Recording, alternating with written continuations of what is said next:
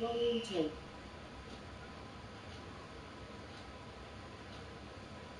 One. TV. There's an offer of first.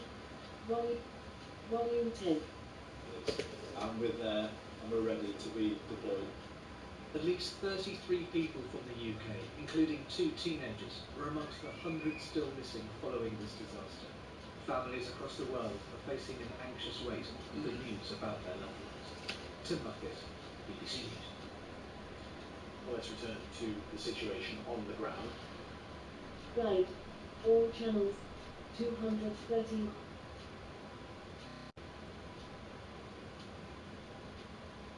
233. Almost 4 districts, they have been cut off from the mainland.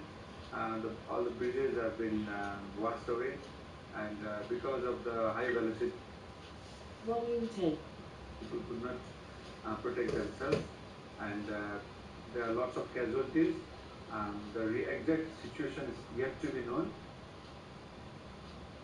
Well, these aerial pictures from a tour operator that works in the affected region show the devastation, with buildings destroyed and buses left strewn across the valley. The company says it's a huge loss for the whole nation. Because so many unknown people were missing, like a few agency staff and others. Guide. All channels. Today. 231. BBC News. Northern Nepal. The pictures of what's happened are still very difficult to see. Imagine being a family member and having to see that as well. I mean, this is a very painful time for them.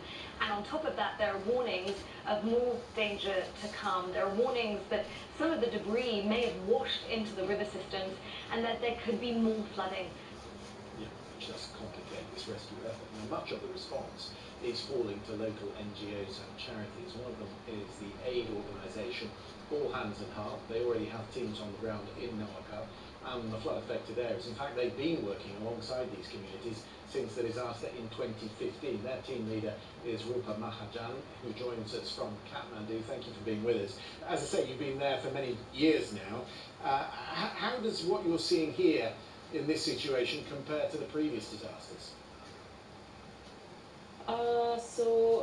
Looking back to 2015 earthquake and right now coming to this flash flood, the disaster, the destruction, it's like heartbreaking. Even it's like earthquake or now in flash flood time, and this devastating flash flood have torn through Nuwakot, and like over 350 plus casualties has been reported, and over 400 people has been reported missing.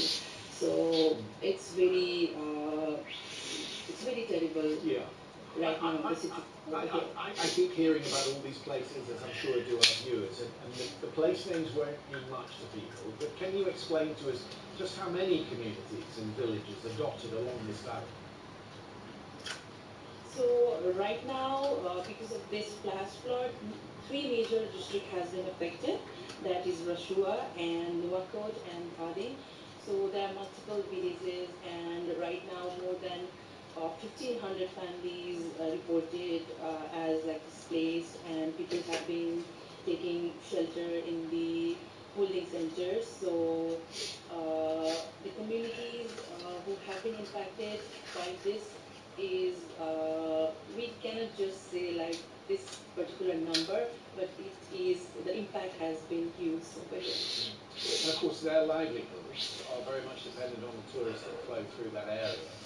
Can you explain to people what this looks like, the border crossings, who gets there, how many people are in that holding centre at any one time, how it works?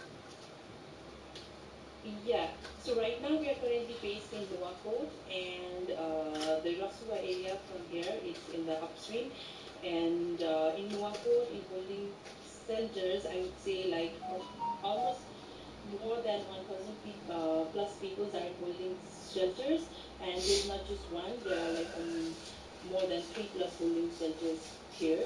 So yeah, more 1,000 plus people are right now. Right, so that's what's happened since. But I was just interested to know, for people who don't understand this area, in ordinary times, how many people are crossing this river valley, tourists heading to Tibet? What does the border crossing look like?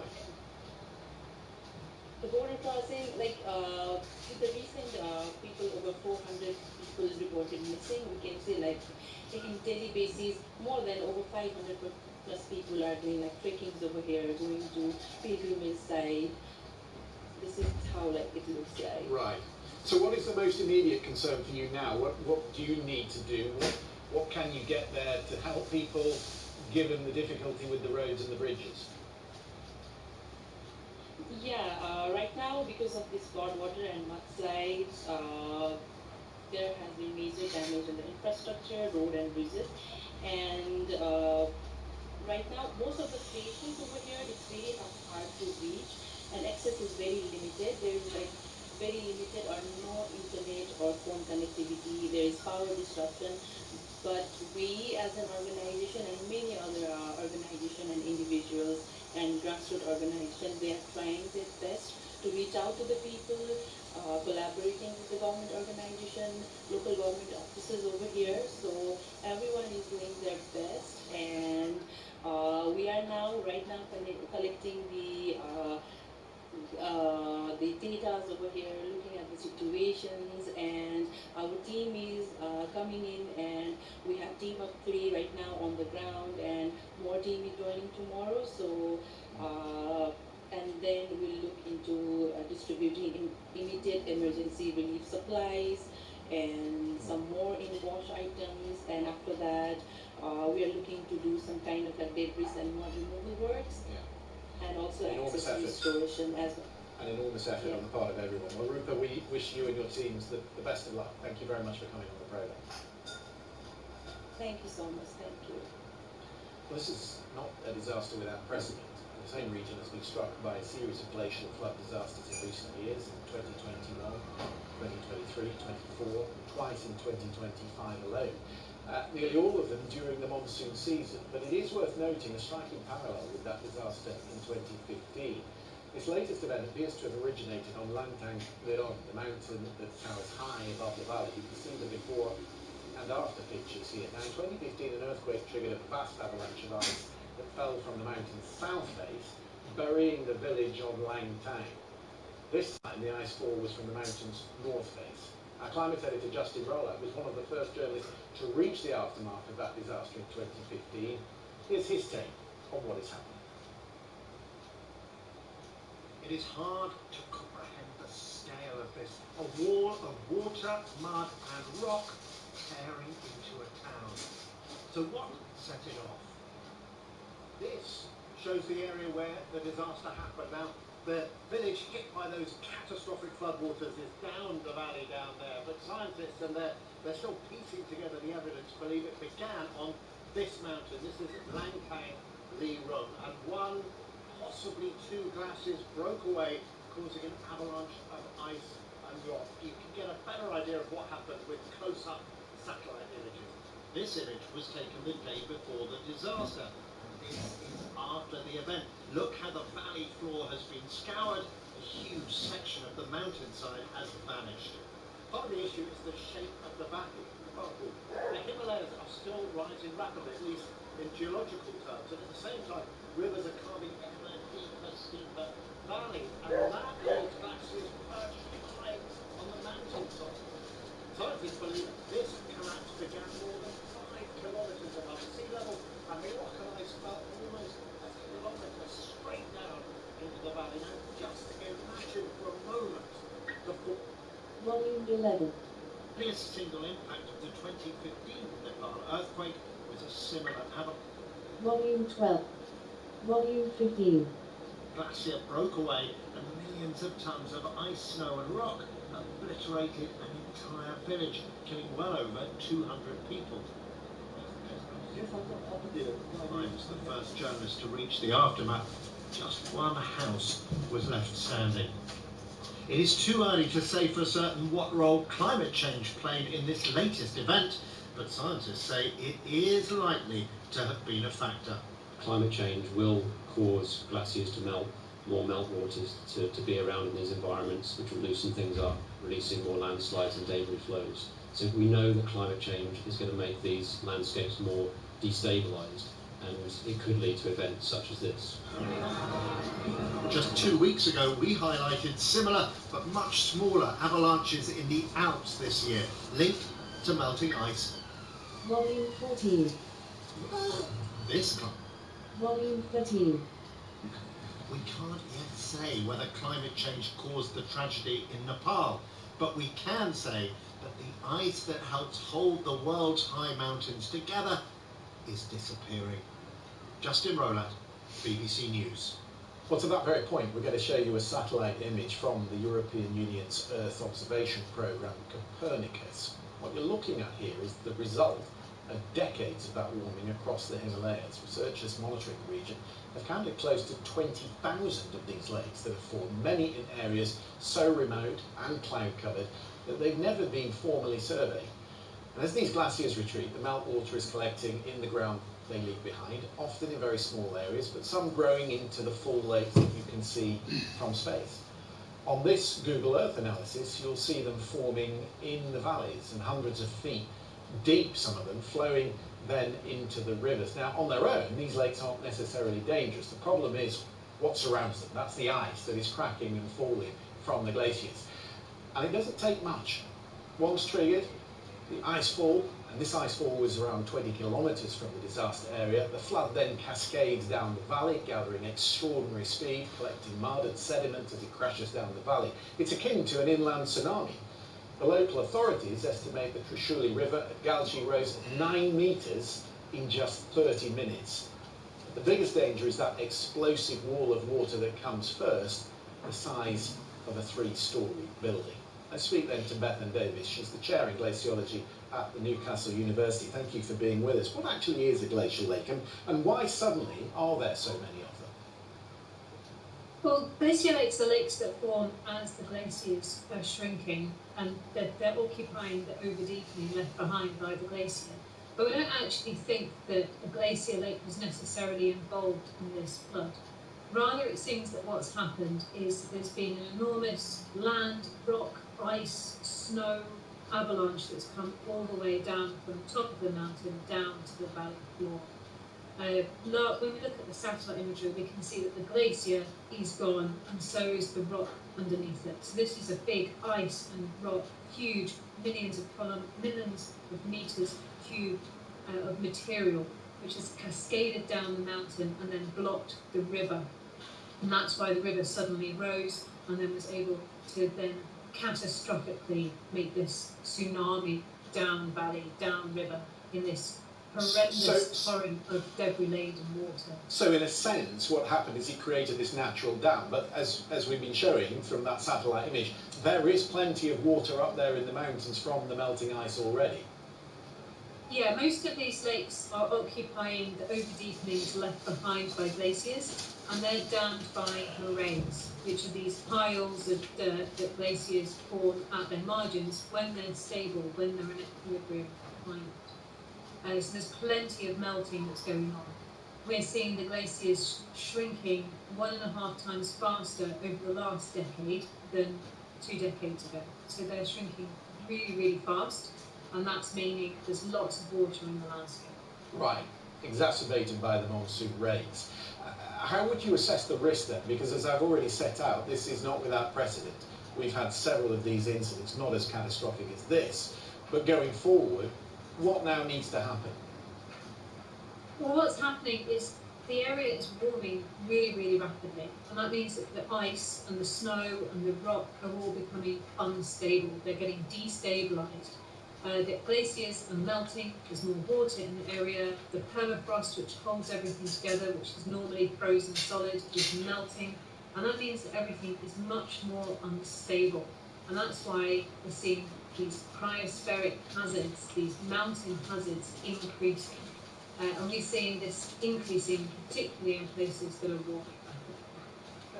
Of course, Nepal didn't cause the melting though, and it does put very quickly a focus on disaster relief and the role that richer countries, more wealthy countries, more polluting countries play in that.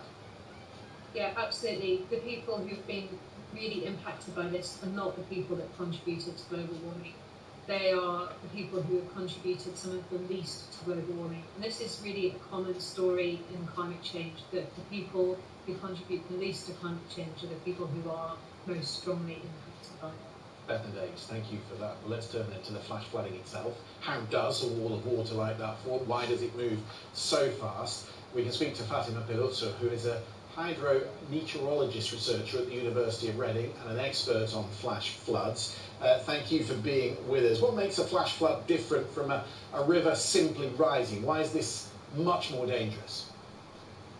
Hi, thanks for having me.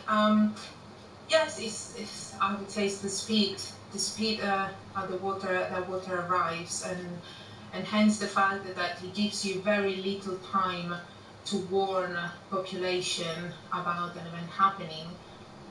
Hence, we need to improve our forecast, of course, but we need to increase awareness on how quickly these events can develop and hence how deadly they can be.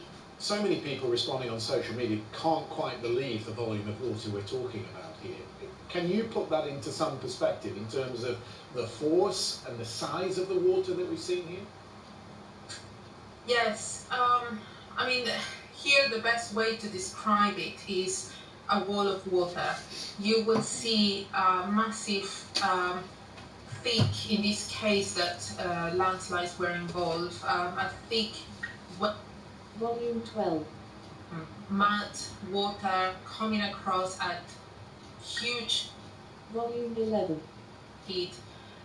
People sometimes do not realize how fast things can develop and what is the force. You are not going to be able to swim through this. You are not going to stand on this. So the only way to survive one of these type of events is running away from it. We've set out for our viewers how the Himalayas are changing, the risk which is growing, and there has been a lot of finger pointing between China and Nepal as to who should have warned the other about what was coming. Are there other parts of the world that are prone to flash flooding that do this better? An example that you might be able to point to? We all struggle with flash flooding, especially when flash flooding is not rainfall fed. When flash floods are rainfall fed, we have some kind of lead time. We're not talking about days, we're talking about hours, but it's some lead time that we can use to warn population. In this case, you don't have that. You can have a flash flood when it's completely dry and people are not even going to think about that risk.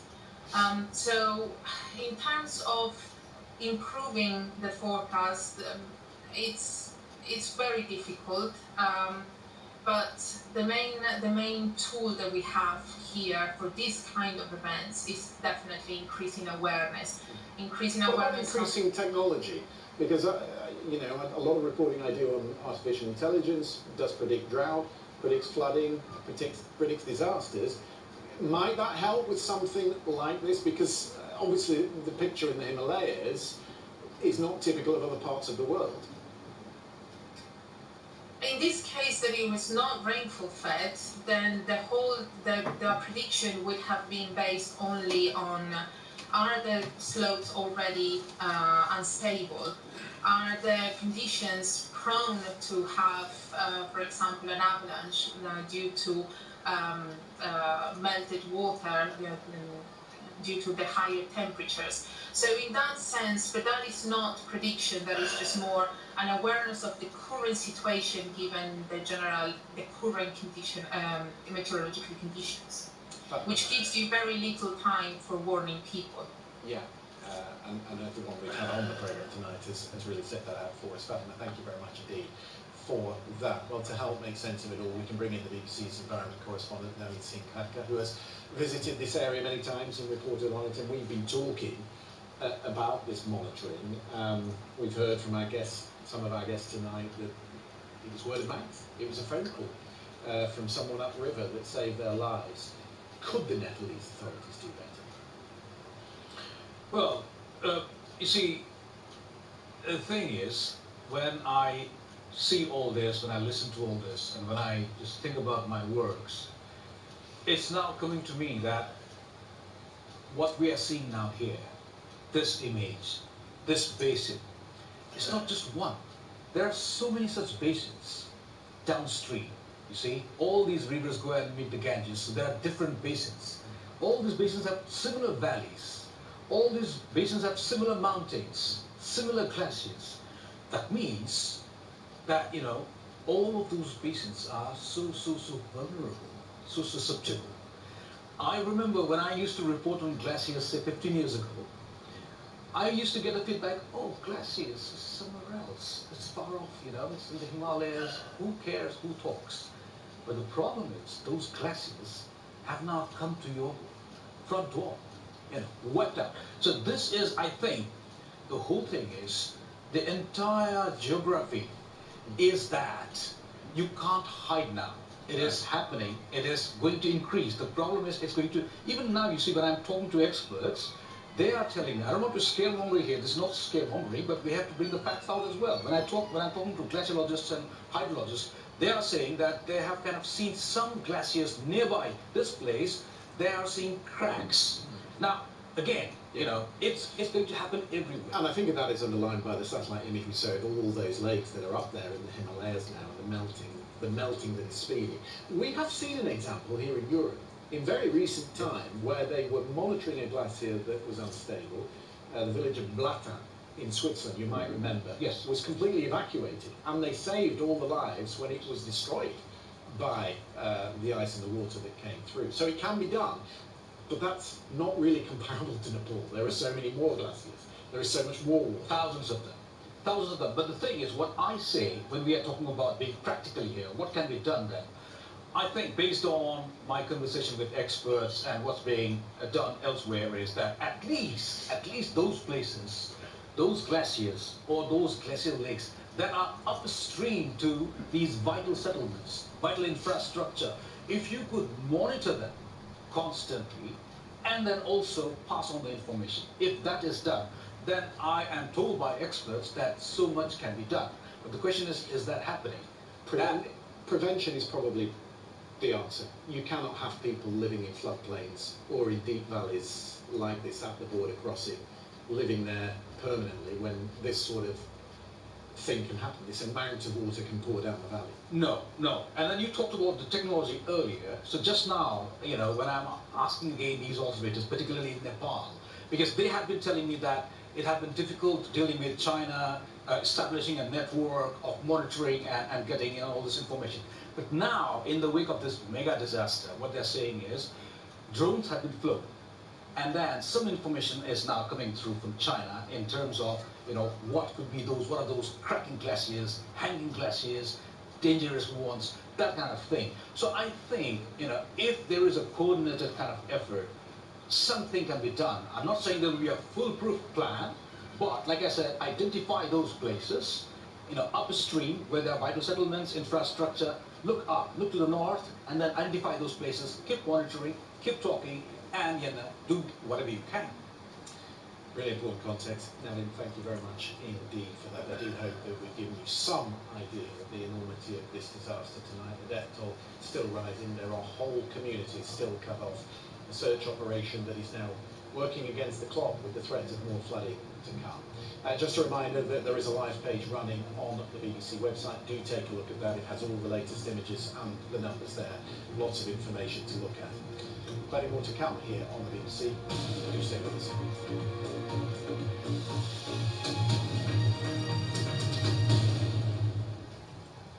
Good evening. We've had some heavy and persistent rain moving north across the country today with rumbles of thunder.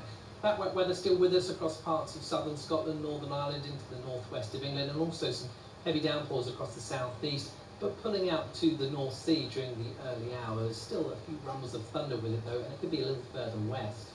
Temperatures overnight in our towns and cities holding in the mid-teens, so for some, once again, a humid feel. That takes us to Friday, and we still have outbreaks of rain swirling around in the North Sea, at times fringing back in towards the northeast of Scotland, and certainly turning very wet across the Northern Isles. Elsewhere, a bright start, then showers get going into the afternoon, and at times they could line up, so if you're stuck underneath the line of those showers, they'll just continue to roll through. Some rumbles of thunder, a blustery feel, and temperatures around about the low, maybe mid-20s, cooler across northern Scotland.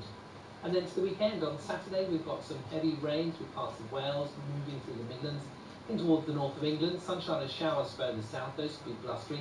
A reasonable day in Scotland and Northern Ireland with some bright or sunny spells. Temperatures here mid to high teens, further south low 20s, so a fresher feel. And into Sunday and for some, of course, Bank Holiday Monday, it remains unsettled but drying up across England and Wales on Monday, and temperatures here in the low 20s. That's the forecast.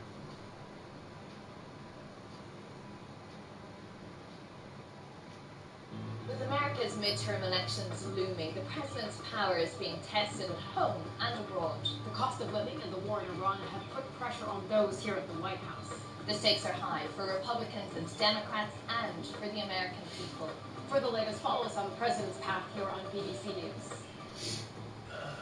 I'm on an epic trip across America, marking 250 years since the Declaration of Independence, taking in Chicago's soul food, meeting the Cowboys of Utah, seeing the ever-changing city of Las Vegas, and over for a unique perspective of San Francisco's Golden Gate Bridge. That's the travel show in America on BBC News. After the death of the former Cambridge professor Jason Arday, his supporters have accused the media of a racist feeding frenzy. The allegations he was facing before he died were getting attention around the world. But was the media coverage fair and proportionate?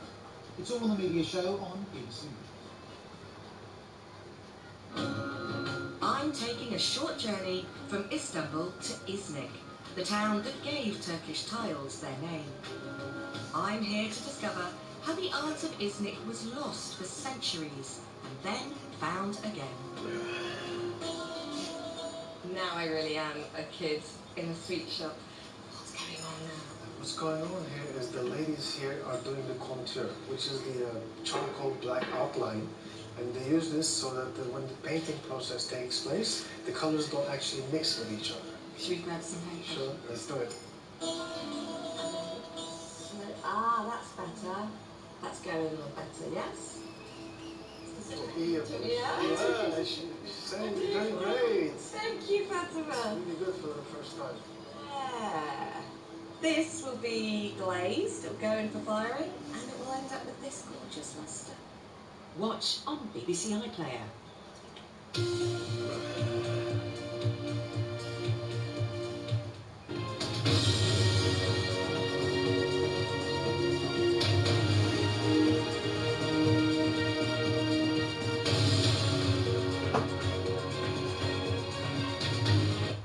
Volume 10.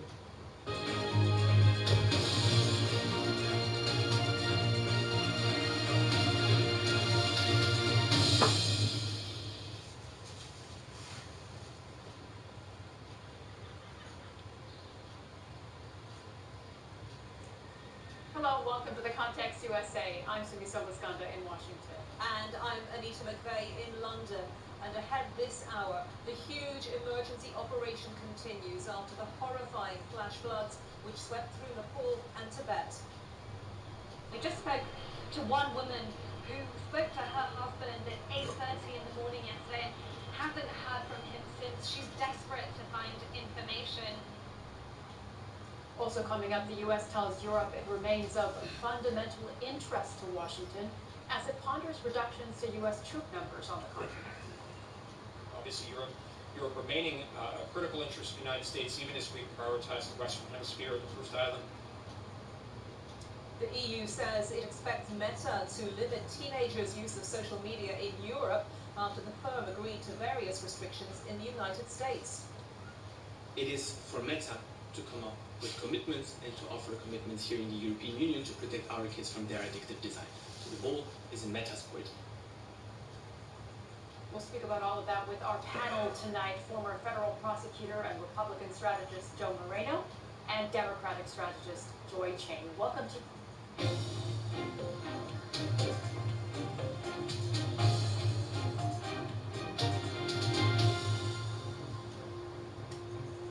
a very warm welcome to the program. Also later this hour, the U.S.-Canada trade tensions take a new geographical turn. We'll take a closer look at the latest executive order from the Oval Office.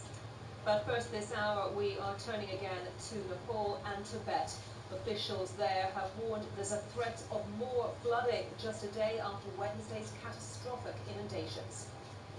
Nearly 400 people are confirmed to have died in Nepal. The aerial images show you the extent of the devastation. Entire buildings are gone, and more than 800 people are still missing, more than half of them foreign tourists and pilgrims. The areas hardest hit are understood to be about 90 kilometers north of Nepal's capital, Kathmandu. Hundreds are also missing in Tibet, although the Chinese authorities have only publicly confirmed 3 deaths. The search for survivors from the initial flooding continues. It's thought the flood was caused by an enormous ice collapse from one of the retreating glaciers high in the Himalayan mountains.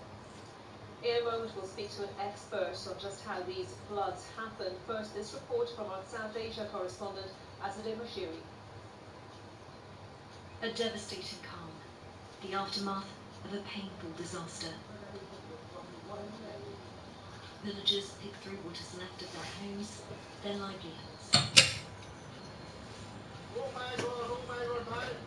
Yesterday's chaos, fought by construction workers trying to escape the onslaught, sweeping away everything in its path.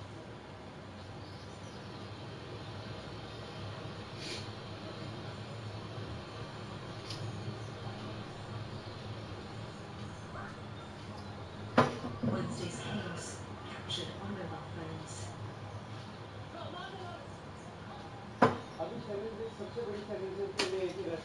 We are facing a lot of challenges, and the biggest one being blocked roads. As of now, we're not able to tell how many people are still stuck or buried under the debris. This is some of the military support that is arriving at the airport. All the efforts that are being made to find the hundreds who are missing right now. And over here, there are families of those who are missing who are gathering, who've been waiting for any information they can find. We just spoke to one woman who spoke to her husband at 8:30 in the morning and said she hasn't heard from him since. She's desperate to find information. Hundreds are dead, and the Foreign Office says that 33 people from the United Kingdom, including 2 teenagers, are missing. Casualty figures continue to rise. Deepak and Madhu Ahuja were returning to Texas from a pilgrimage. Their daughters waiting for any news. We all immediately started calling our parents, no answer, and then we both received an email from the Isha Foundation saying that the floods had hit and that our parents were in a group at the immigration office on the China border with Nepal that had been impacted by the flood. It's only been 1 day, but it has felt like much longer. I think we're just leaning on each other and our family. Hundreds caught in the disaster were pilgrims and trekkers who had travelled to the region for the upcoming full moon festival. Helicopters make journeys back and forth from the capital, racing to save lives, dropping supplies to others who were able to climb up away from the flooding. While there are warnings, still there is hope. As a frantic search for survivors enters another day. Azadeh Mashiri, BBC News, Trishuli.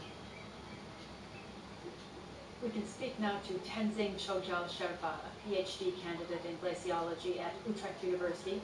He's originally from Nepal and previously studied the Himalayas for the International Center for Integrated Mountain Development. Tenzing, thank you so much for joining us. How could such a catastrophic glacial collapse, as it's being called, happen? I think first of all, initially there's still a lot of preliminary investigations going on, right? This just happened a day ago, and there's still a lot of things that we are uncovering. And what we do know is, from the current evidences, is that there was a large ice and rock avalanche that came directly from the terminus of one of the glaciers that was in northern Nepal, and that came tumbling down hundreds of meters down towards the river valley, and then the slurry of debris, boulder, ice, and everything just mixed on, and then just propagated down to the flood. And the scale of the flood is something unimaginable that I have never seen, and the destruction and the devastation is still shocking to me till today. Tenzing, I understand we, of course, are still finding out exactly what happened, how it happened, but Is there precedent for this type of rock and ice collapse? I think these kind of unpredictable events, it's very difficult to predict any sort of these kind of events, and I do not think there would be any direct precedents that we can directly identify, right? So, and that is the reason we call them extreme events or unpredictable or anomalies, right? What are then, do you think, Tenzing, some of the warning signs to look out for? As we understand, there is now the risk of more floods as well. Like even right now, if you look at it, the risk is still there, right? There are two lakes that have formed just below the glacier and just on the river valley, and these two lakes are growing in size, and they need to be monitored, because if these lakes grow in size and if there is something that topples into the lakes, or if these lakes burst out, then there could be another series of glacial lake outburst floods. That could be already a devastating impact in a worst case scenario. But in your question of what kind of things that we can look out for or warning signs, I'm afraid I do not directly know the answers to that, because there is so much that we don't know about the glaciers up there, and there is so much that we are still trying to find out. And just looking out for these signs sometimes is very difficult. So at the moment, we're just trying to uncover what's happening. Tenzing, can I ask personally, as you're originally from Nepal, it must be so difficult to watch these horrific images. Are your family members, friends doing okay? Yes, my family are mostly from the eastern part of Nepal, so they are there. And I think my friends and family, fortunately, most of them are safe. But it is quite sad and devastating to see the amount of people that have lost their lives, the amount of people that have lost their homes, and like me coming from the mountains, and right now I'm not even in my own country, so it feels quite painful, it feels quite devastating. And I had a chat with my mother, and she asked me this question saying, is the future of the mountain really safe? And I myself am also thinking the same. And is this the brutal reality of and the cost of living in the mountains? And are we paying this heavy price for it? Yeah. Well, thank you so much, Tenzing, for sharing your analysis and also your thoughts, your perspective. Being from Nepal, we are thankful to have you on the program today. Thank you very much for having me. While on both sides of the border, hundreds of foreigners are missing. India says 290 of its citizens are missing, the country with the biggest number of people who have yet to be found. Dozens of army and police personnel are also among those still missing. The BBC understands the US government is aware of approximately 90 US nationals who may be affected by the floods. Yeah, our correspondent Helena Humphrey has been at a retreat in McMinnville, Tennessee, which is the U.S. headquarters of a spiritual community called the Esther Foundation. 77 of those missing after the flash floods booked their trip through this foundation. I've been speaking to a community liaison member here at the Isha Foundation just to set the scene of where we are, kind of this serene green community here in Tennessee. What you can see behind me is an area where people will go to practice yoga, meditation, and I think it's fair to say kind of among the serenity here, there is this sense of palpable worry, quiet devastation. 77 people booked that trek through the Isha Foundation, and 22 Americans are also still missing, along with 3 volunteers as well. And Leslie was telling me that she's done this trek herself through the Himalayas. For many people, herself included, it was a high point, a spiritual high point, an area where she says that she has seen some of the most beautiful scenery of her life. And she said that people here who come to this centre, there are some people who live here, some people come here for yoga retreats, for meditation retreats. They're like family. She says that we know these people. She has been speaking to their family members. She said that understandably they are in deep shock right now. They're trying to get their head around this. There is that sense of absolute devastation, particularly when, of course, they've seen those videos on social media. Of course, this is part of the broader story that we're seeing internationally, also for those on the ground as well, who are so terribly impacted. The US State Department has said that there are other Americans as well who are missing, although the numbers are fluctuating. And the Isha Foundation has reached out to the US Congressman Raja Krishnamurthy to try, to get more information. He said that he will speak to the US Embassy in Nepal to try and coordinate those efforts. And I asked them, did you ever anticipate anything like this? And Leslie has said, look, people who know the Himalayas, who have been on these kind of treks before, know that there can be extreme weather, but they never anticipated anything like this. Of course, it was emotional. She said in 21 years we have never lost anyone. And the spiritual leader of the Isha Foundation, Sadhguru, is also appealing to be allowed in to the site. They've said that we are ready to go there. Of course, as other correspondents have been mentioning, it's a complicated picture, including with the risks there on the ground and what authorities are, potentially preparing for. The US State Department as well, sending a US emergency response expert, as well as some $500,000 US in emergency response assistance. Helena Humphrey reporting from Tennessee. And a reminder that you can follow all the latest developments on this story. There's a live page running on the BBC News website and app around the world and across the UK. This is The Context USA on BBC News.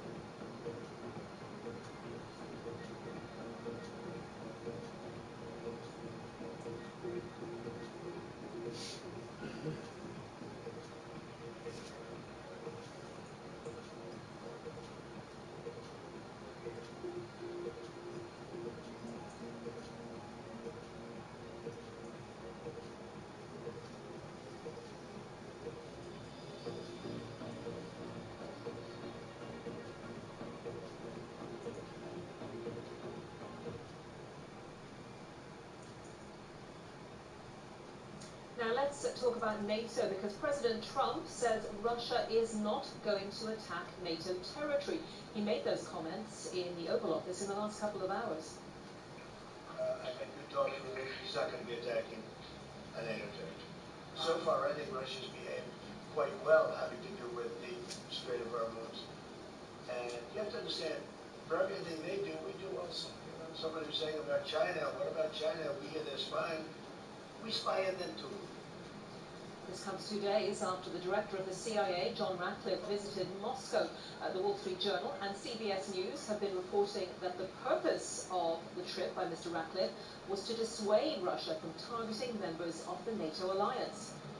And NATO is also in the news because a senior Pentagon official is in Brussels, where he's been meeting NATO allies, as the U.S. ponders potential cuts to U.S. troop numbers in Europe.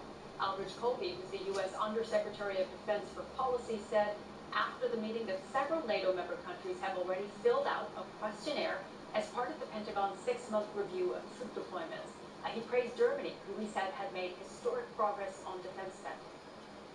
We have a very aligned perspective on the security challenges that we face, and we have a good plan, reasonable plan for European-led conventional defense through things like the NATO NDPP process, through the NATO force model, that's going to put Europe in a lasting position where it's going to be able to lead its own defense. The United States is not leaving the continent, it's not leaving the alliance. It's saying how we're going to make this fit for purpose. We're going to go back to the origins of what NATO is supposed to be, where Europe is going to take the lead.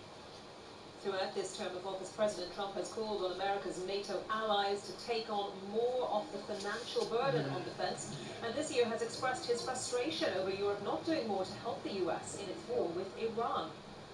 There are currently close to 70,000 active duty U.S. troops stationed in Europe.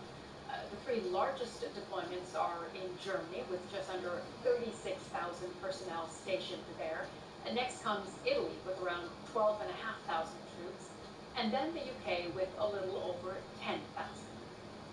Well, joining us live now to talk about this is Mark Jacobson, former senior advisor to the Secretary of Defense in the Obama administration. Before that, He was a deputy NATO senior civilian representative. He's currently a historian at the International Spy Museum. Mark, welcome to the programme. Thank you very much for taking the time to talk to us. So Elbridge Colby there in Brussels saying the US is not leaving the continent, not leaving the alliance, but talking about NATO 3.0. So what do you think NATO 3.0 could look like in the context of the review that's going on about US troop numbers in Europe? I think context is actually the key word right now, because all this is happening within the context of the largest sustained campaign of subversion and sabotage that Europe has seen since the Second World War. And I am pointing fingers here. This is a Russian campaign of sabotage and subversion. So as the alliance begins to think about what U.S. force posture or what NATO force deployment should look like, there is a big threat for the Europeans. The Poles have been warning. They're concerned about something imminent, or at least coming this autumn. And I think even though there are several administrations, including going back to the Obama administration, that have considered reducing the U.S. military footprint in Europe, I'm not quite sure this is the time to be doing that. Rather, it's time to figure out how we optimize the U.S. collaboration with its allies. Let me just interrupt for a second, Mark, because we're showing our audience pictures of Marine One. We know that President Trump is traveling for an event in Texas. We'll keep an eye in case he says anything to the cameras there. But Mark, coming back to you, what did you make then of what President Trump had to say about Russia in those comments in the Oval Office? Russia isn't going to attack NATO territory, he claimed. Do you take any confidence in those comments? I certainly hope that he's right, because a Russian attack on the NATO alliance would be catastrophic for the entire world. But to harken back to President Ronald Reagan, trust but verify, I'm not even quite sure we can trust the Russians at this point. I think what the Russians understand is the ability of the United States and its NATO allies to do it harm should it attack. In other words, classic deterrence, the ability to strike back more powerfully if the Russians decide to do something.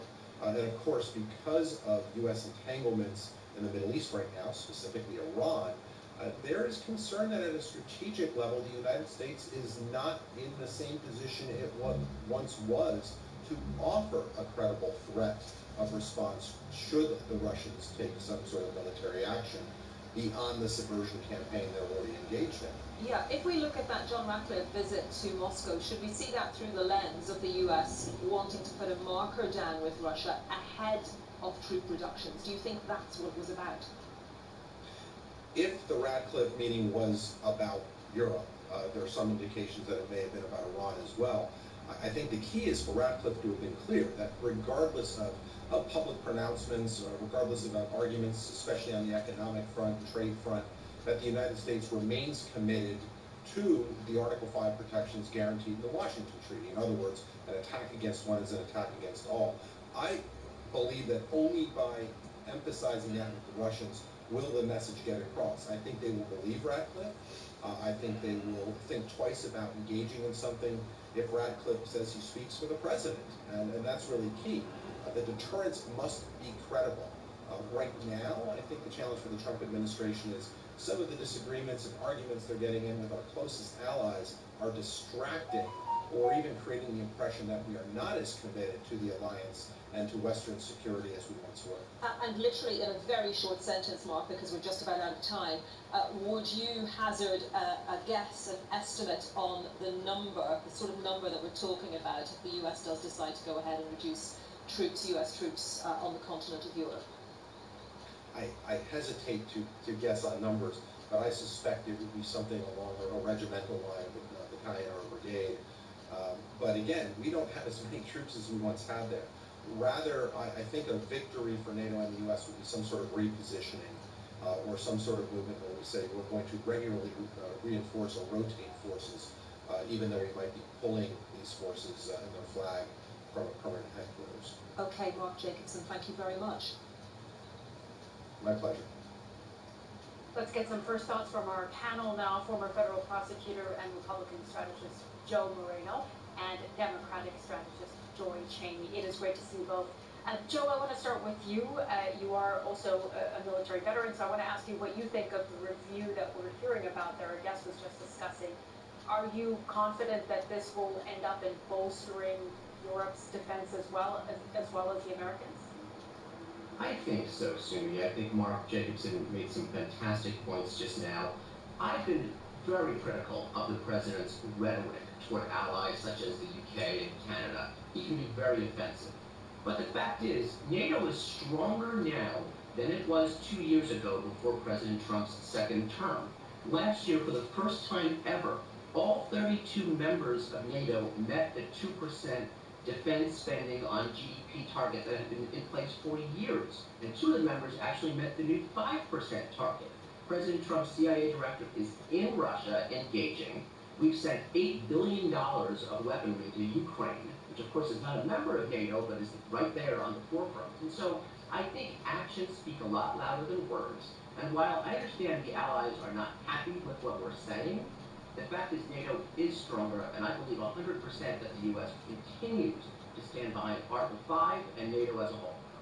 And Joy, European members of NATO and Canada spent $139 billion more on defence in 2025 than in previous years. So would you agree with Joe that as a result of President Trump's posture, NATO is actually coming out of this stronger?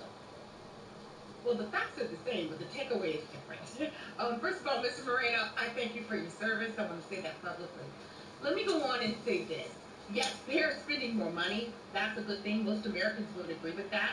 This is one where 7 out of 10 Americans, I believe, support NATO. But we also support burden sharing and greater burden sharing by Europe.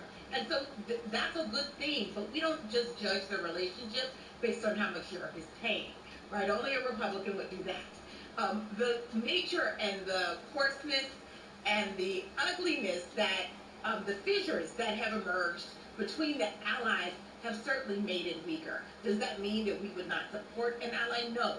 But that means that there are relationships like when we seek help for something that we didn't ask anyone's permission to do, so it's understandable that people wouldn't help us. But that can even happen is because the relationship is fractured.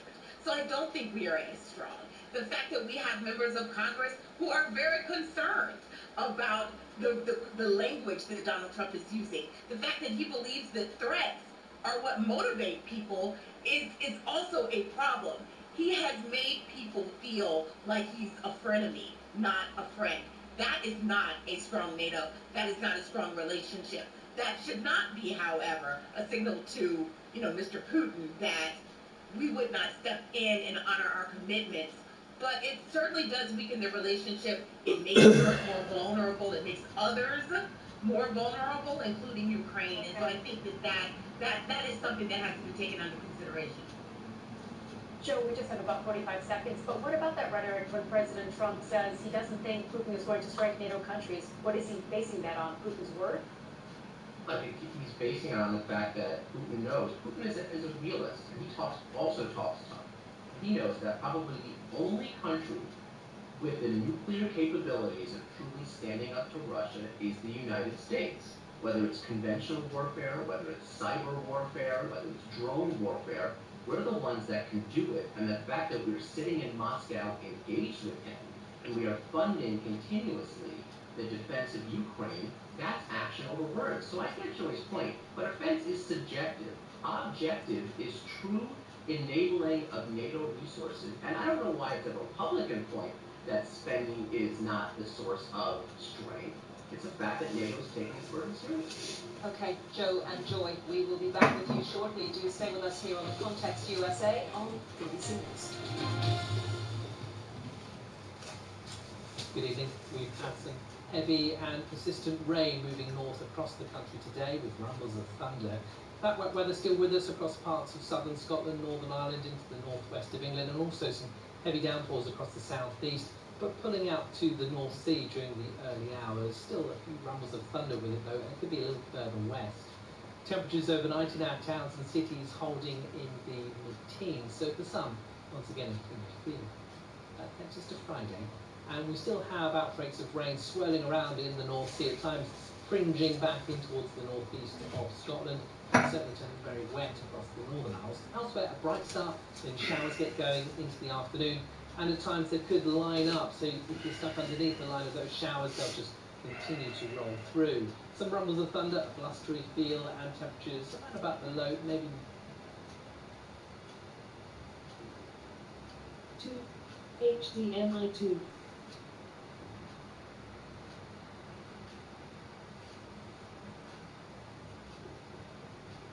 Source 9 items. TV.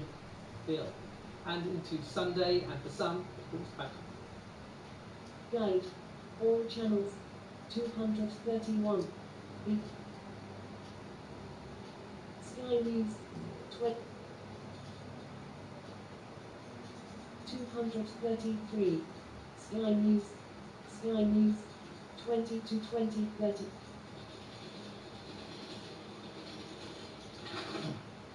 And Andy. It's lovely to meet you. Thank you so much for giving me your time. Thanks for coming down. Jess. I'm Nick. It's lovely to meet you. Andy and Jess had been waiting nearly 2 years for an inquest into their son's death. Joash was autistic. His behaviour was violent enough that at 14 his parents made the hardest decision. Guide. All channels. Today. 231.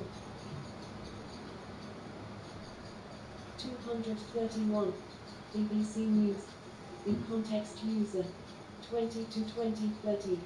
DTV. That don't seem right. The things that don't add up. The things that need fixing or explaining. Dentists, bus routes, bills, or potholes. You could just get lost in a pothole that size. Send us your question through BBC Your Voice. We look into it, then it becomes BBC News. Email, a message, a video. Guide. All channels. 231. BB.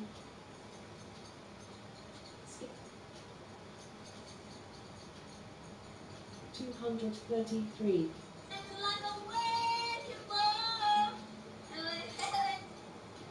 The house is so quiet about him because he was both good and bad, the loudest, most. There was always something going on. We're making a disgusting smoothie. Okay, and whose idea was this? Mine! Okay, let's show it freaking. How many seconds was that? 2. 1 second. No. Oh. No. Yes, I won! It baffles me that decisions that were made and then consequences are. Guide. All channels. 233. Sky News. Sky.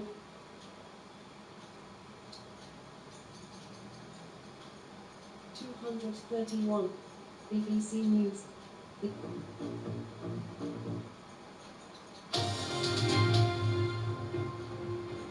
Hello and welcome back to the Context USA. I'm Anita McVeigh in London. And I'm Sophie Somaskanda in Washington. Our top story this hour, the desperate rescue effort in Nepal and Tibet after the glacial collapse that triggered a wall of water and mud. More than 380 people are confirmed to have died.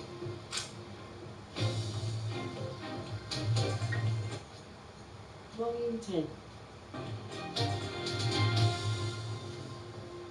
Now, we wanted to check in on President Trump's immigration agenda. You might remember that after the killing of 2 U.S. citizens in Minnesota earlier this year, the Trump administration scaled back its federal immigration enforcement operations and put Mark Wayne Mullen in charge of the Department of Homeland Security. Well, now we're getting fresh numbers in from a new surge of immigration arrests from over the summer.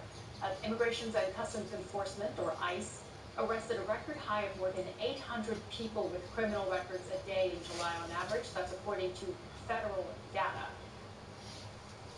And the administration has repeatedly claimed it is going after what President Trump calls the worst of the worst violent criminals. But the data shows that people with convictions for violent crimes make up about 6% of all those booked into ICE detention in July, and 4% of those are taken into custody. Yeah, the Department of Homeland Security sent a statement to our news partner CBS saying, quote, ICE enforces the law as written. What makes someone a target for immigration enforcement is whether or not they are illegally in the U.S., full stop. Many of the individuals that are counted as non-criminals are actually terrorists, human rights abusers, gangsters, and more. They just don't have a rap sheet in the U.S. Now, CBS has asked the department for data on immigrants' alleged crimes in other countries. So let's bring in our panel again, former federal prosecutor and Republican strategist Joe Moreno, as well as Democratic strategist Joy Cheney. Joy, what do you make of this uptick again in arrests by ICE and the idea of daily targets? I mean, what I make of it is the president just is very thick-headed about this and doesn't seem to learn the lessons from earlier in the year. The American people had no problem with getting rid of the worst of the worst, but instead he's getting rid of the best of the best. People's neighbors, their family members, their spouses. People that they know are law-abiding residents, right? People in their community, people at their workforce, in their workforce. They are people that they love and that they support and that they're friends with. So, you know, they know who these people are. He's deporting so many people. Everyone knows someone who's fallen into this category. And he is underwater on it. I think net 5 on border security. He's been underwater for months on immigration. The American people are very clear. They want our immigration laws enforced, yes, but they also want pathways to citizenship and legal status for people who are non-violent criminals. We're not talking about traffic offenses. We're not talking about something that you can't prove.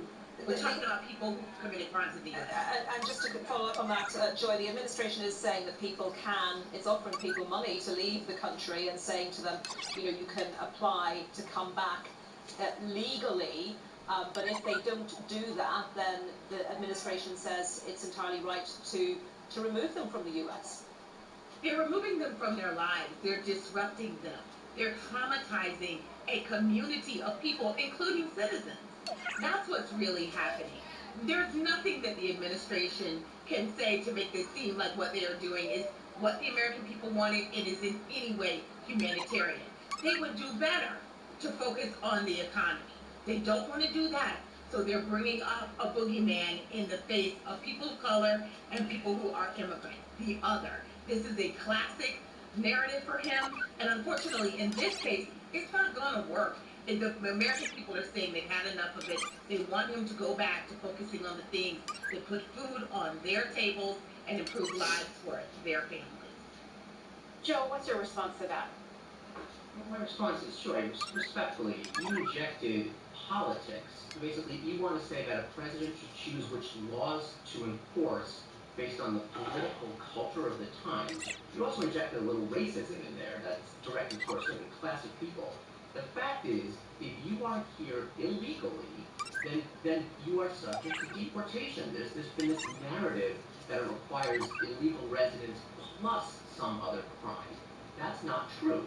If you jumped over the border, other than an lawful port of entry, you've committed a crime. If you overstayed a visa, that's a civil violation, but either way, you are an illegal alien. So it's not about demonizing these people. It's about the basic acknowledgement that if you have broken the law, you have subjected yourself to removal. Just But Joe, can I... any of us went to a country and did the same thing outside the United States. Can I ask you about the messaging from the Trump administration and whether they should be pursuing all immigrants who are undocumented here in the U.S. or those who have overstayed their visa, as you just said? Because from the beginning, President Trump, his administration said we're going to go after, quote, the worst of the worst, violent criminals. That's the prerogative of the president and DHS and DOJ to enforce the law based on the priorities that they see. And any prosecutor makes those decisions every single day. I might focus on violent criminals versus white-collar criminals in a jurisdiction where I'm the district attorney. That's my choice. And if the public doesn't like that, they can choose a different president with different priorities. But that's the president's duty. And so, again, it might not be politically popular, among some parts of the population, but that's the system. And as a lawyer, I look not what's too popular, but what's too legal versus illegal. And if you are here illegally, whether you're the best person in the world, you are subject to removal. Joy, what's your reaction to what Joe has been saying? Oh, sorry. That is ridiculous. And I love the pearl clutching voice. Yes, to be clear, I believe the president's policies are racist in nature. So I don't want to pull any punches about that. I absolutely do. And what you just said was about prerogative and about prosecutorial choices. Is the president deciding which laws to enforce and which ones not to enforce? That's exactly what's happening. And we're saying that for a country, there are many things that we do. People break the law all the time. Sometimes they speed. Sometimes they do other things that they shouldn't do. But we don't all throw them out of the country. We don't all throw the book at them. We make choices about what to do and what to not do. And what we are saying to the president, and not a small number of people, 70% in one poll support pathways, and also it's like leaving people here, not making them go outside the country. When you have that, what we are saying is, Mr. President, you work for us.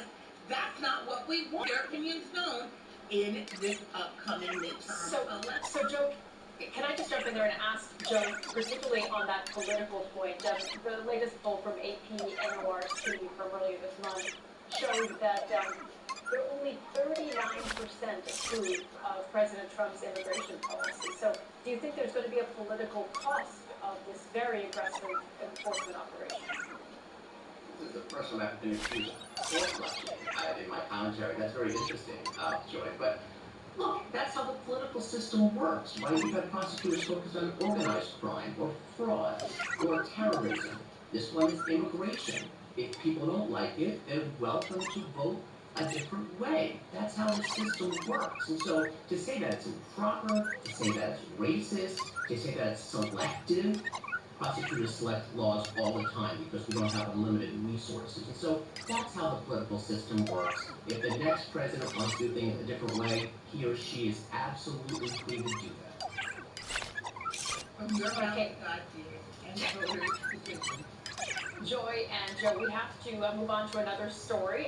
We certainly will be talking a lot about it in the lead up to the midterms, but we wanted to talk a bit more about Meta because we brought you yesterday the news of that landmark settlement out of California where the question if social media harms the children had been put to test before the courts. And the result, well, tech giant Meta agreed to its largest payment over child safety litigation to date, $18 billion plus a promise to implement a raft of changes aimed at better protecting children online.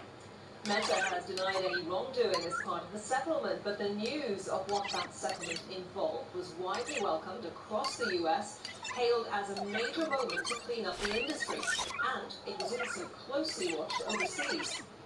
Yeah, it was, because the question of child safety online and efforts to see these tech giants take a stronger approach to addressing it is part of a larger conversation playing out across the globe.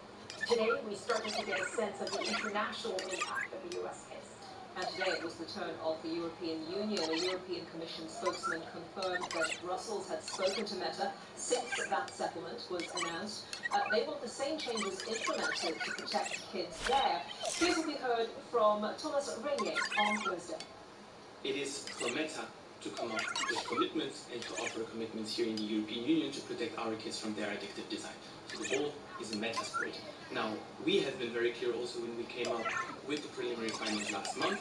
We expect indeed proper screen time management. We expect proper parental control on these platforms. So indeed, Meta knows what we are expecting from them. Now it is for the company to offer these commitments in the European Union to protect our kids here too. Okay, let's quickly run through what it is that Meta agreed to. The restrictions include daily limits as a default for teen accounts and nighttime blocks for teenage users of Meta's social media platforms.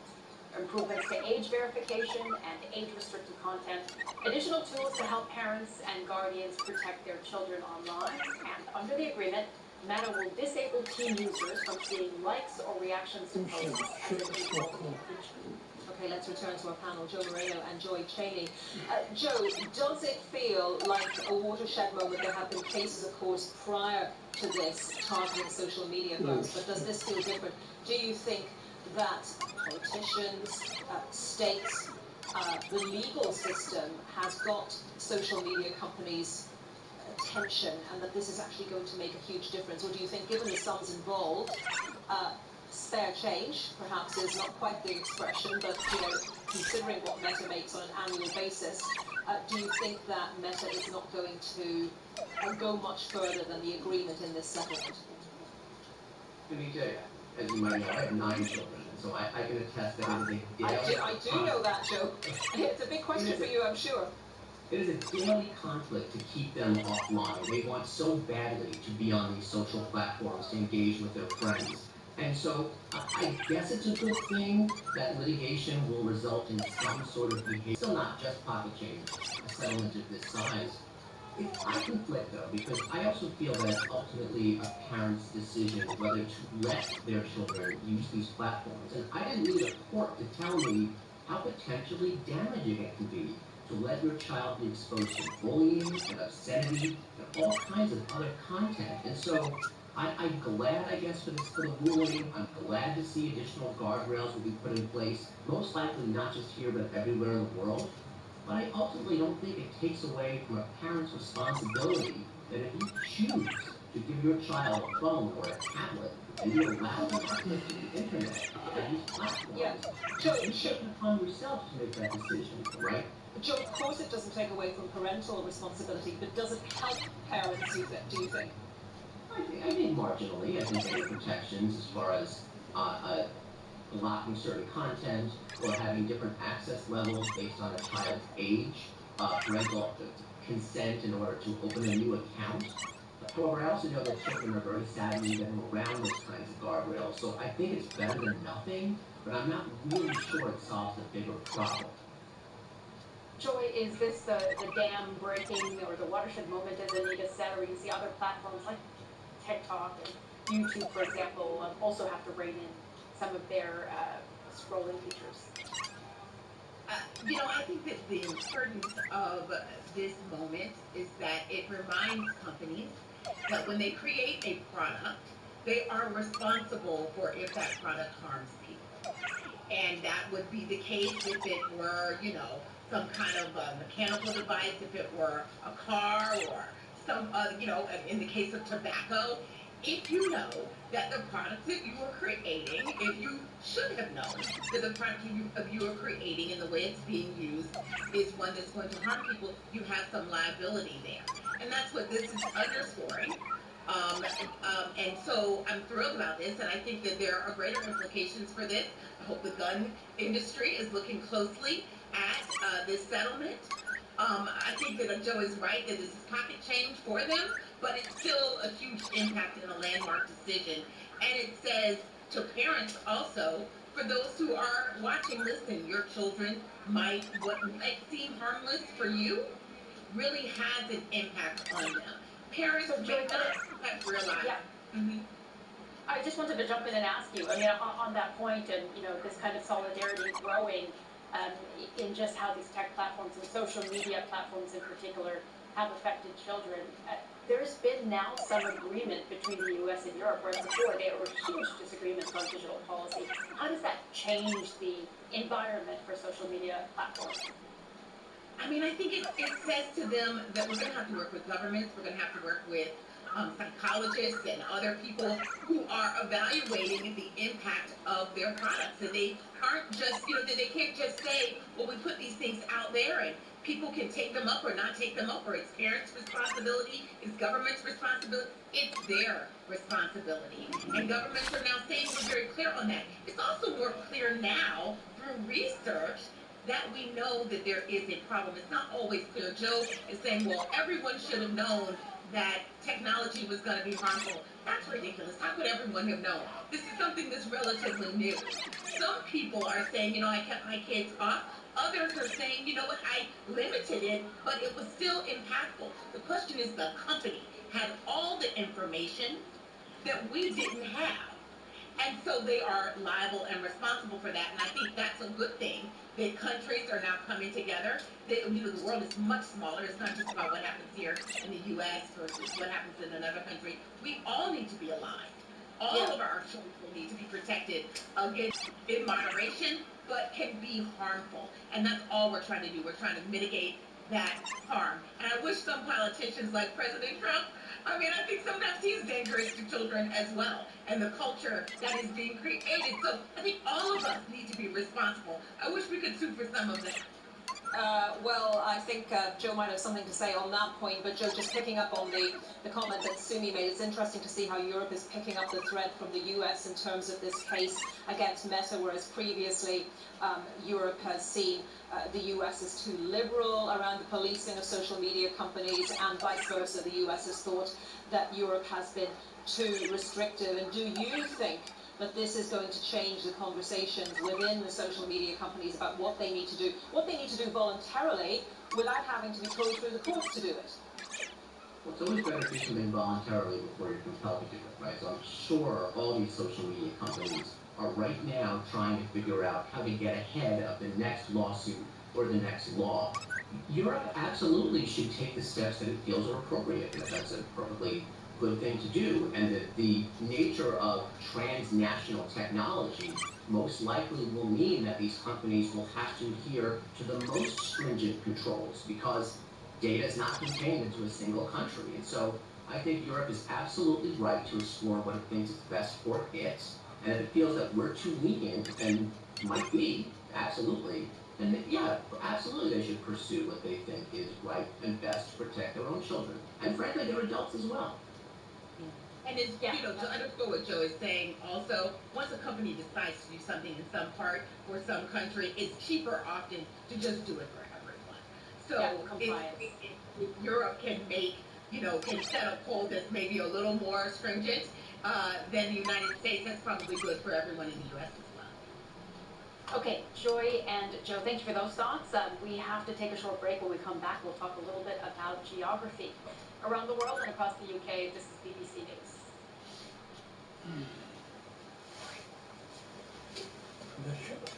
Washington to find out what comes next. This is the sharp end of the fight against these forest fires. This is the moment that the crowd here at the Launch Party have been waiting for. Guide. All channels.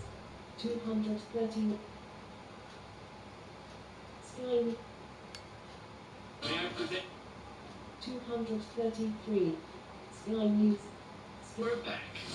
How do we push ourselves? I'm down for something a little edgier. Fire started at 1 a.m. in his kitchen. So. Volume 10.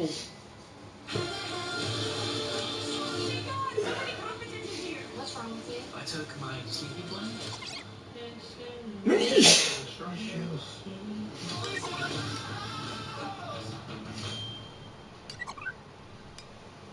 The sofa's calling, but the floor looks appalling. Reach for news. It's easy peasy, lemon squeezy. The powerful formula starts lifting dirt straight away for a fast clean, fast dry fix. Get your floor back to flawless in no time. With new Flash Direct to Floor, back to clean in a flash.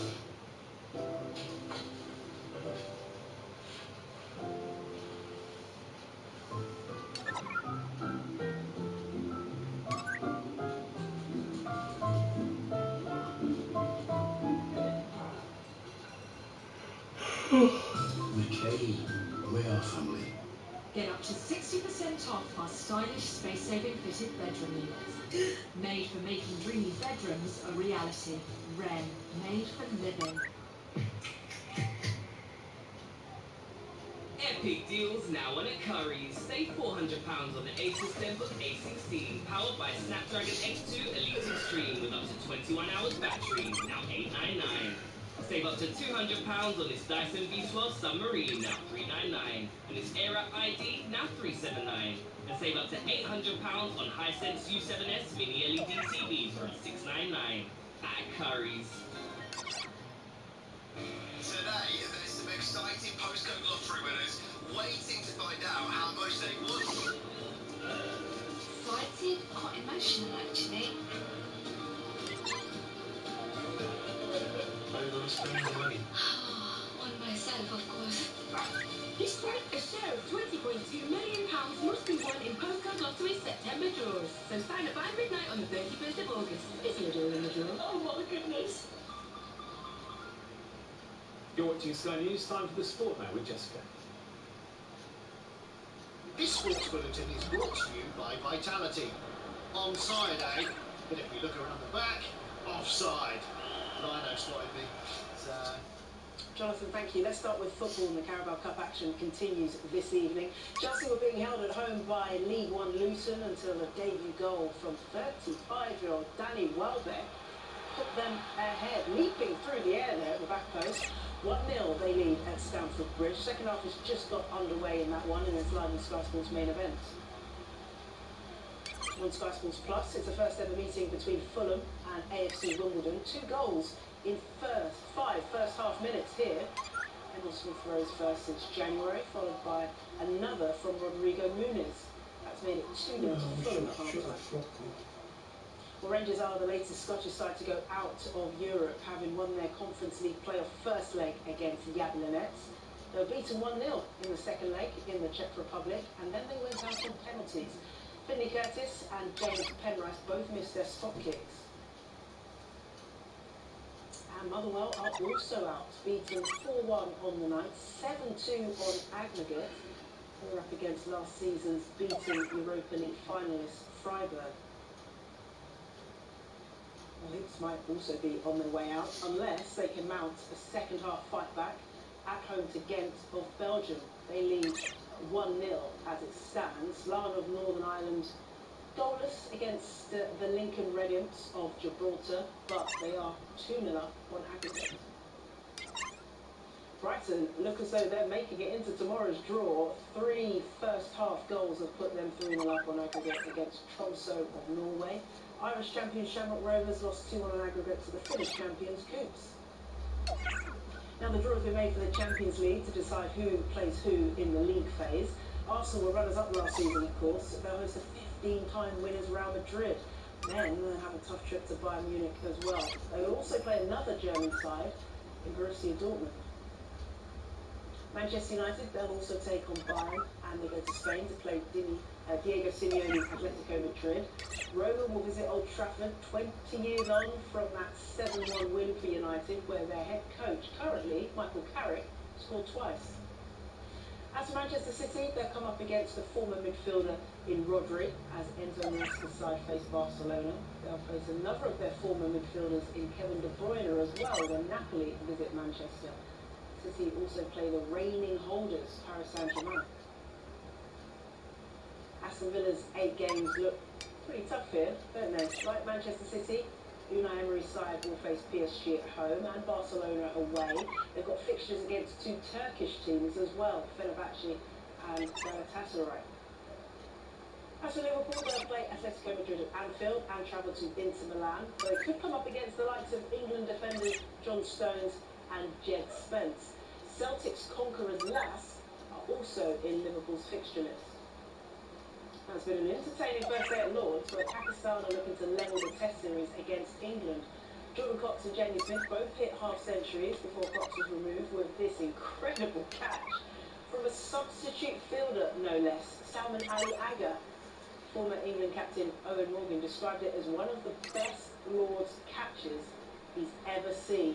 And I think his teammates congratulating him think so as well.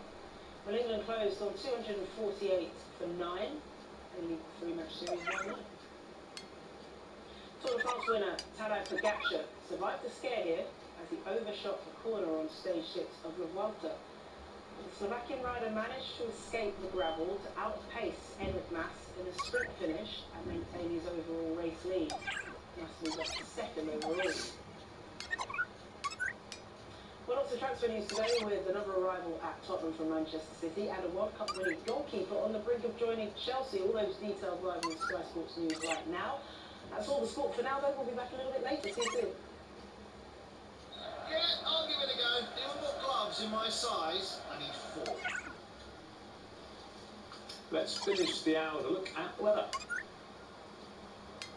Dinner under the stars tonight? That reminds me about travel insurance. You mean All Clear Skies? All Clear Travel Insurance sponsors Sky News Weather. So it will be unsettled through the bank holiday weekend with thundery downpours bringing some localised flooding, but details are uncertain. Before then, central and southern parts will see a scattering of locally heavy, potentially torrential and thundery showers this evening, prolonged over parts of northern and possibly southeastern England. Northern Ireland may catch the odd storm too, and the cloudy south of Scotland can expect a few light showers, but most northern parts will be dry. Showers will become more widespread overnight, bringing the risk of further thundery downpours, but southeast and central England will turn mainly dry. All Clear Travel Insurance proudly sponsors Sky News Weather. Coming up next, the Sky News special programme on the Nepalese flood disaster.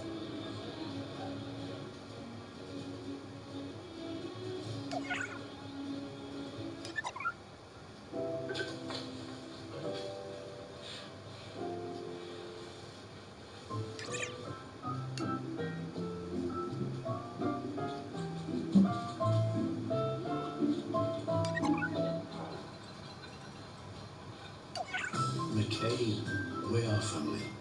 Oh, this is a biggie for your big shop. Aldi are which best value brand of the year. So you get great quality at Aldi prices. No one's big on a bright white t-shirt, but if after a few washes the whites are dingy, they get relegated. It's buffing your motor dingy. It's down the chin dingy. You get arsey dingy. But the big one from Ariel Clean's really big to bring back bright whites. Because you know that dinge is just old dirt built up over time. So now ditch the dinge on all my t-shirts. I might have too many now. Ditch the dinge with the big one from Ariel. Always give away from children. Vitality rewards you for getting active, with up to 2 months cashback on your premiums. Vitality, your health's best friend. Give love to your dog every day. An Advantage Chewable every month. Milo!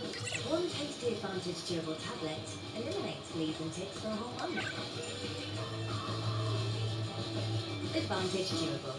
Easy to love, easy to protect. Advantage Chewable.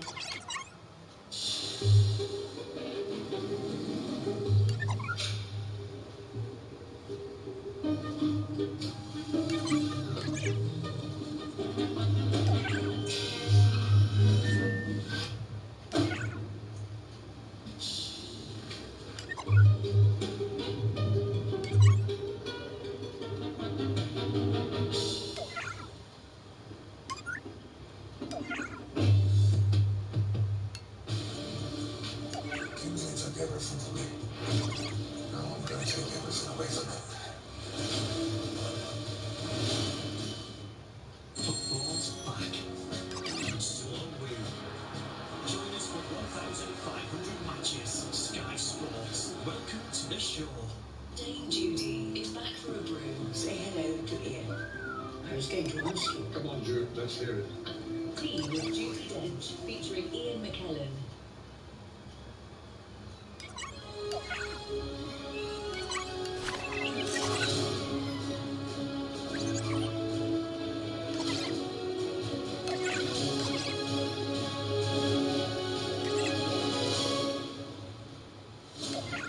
Hello and welcome to a Sky News special programme on the Nepal floods. Coming up. Oh my God, man. Almost 400 people are now known to have died after devastating flash flooding destroys towns and villages on the Nepal Tibet border. Raging river Rhine fires have brought utter devastation. And now what so many local people fear about a second wave of flooding coming through. You can see everyone trying to escape, trying to get to higher ground. Now a major search and rescue operation with hundreds of people still missing, including dozens from the UK. If I could put a message out to my parents that they could see me there, is that we're staying strong on our end. We're hopeful for your return. Extraordinary footage of the disaster shows the immense power of the water, with a warning from authorities there could be more floods to come. Over the next hour, we'll look in detail at what caused the floods, and we'll have the latest from on the ground in Nepal.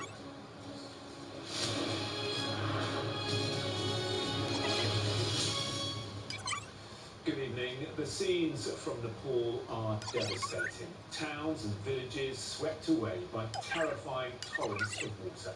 More than 380 people are now known to have died in the flash flooding that ripped through communities in the region yesterday. But that number is expected to rise significantly. Almost 1,000 people are missing in Nepal, including 33 from the UK.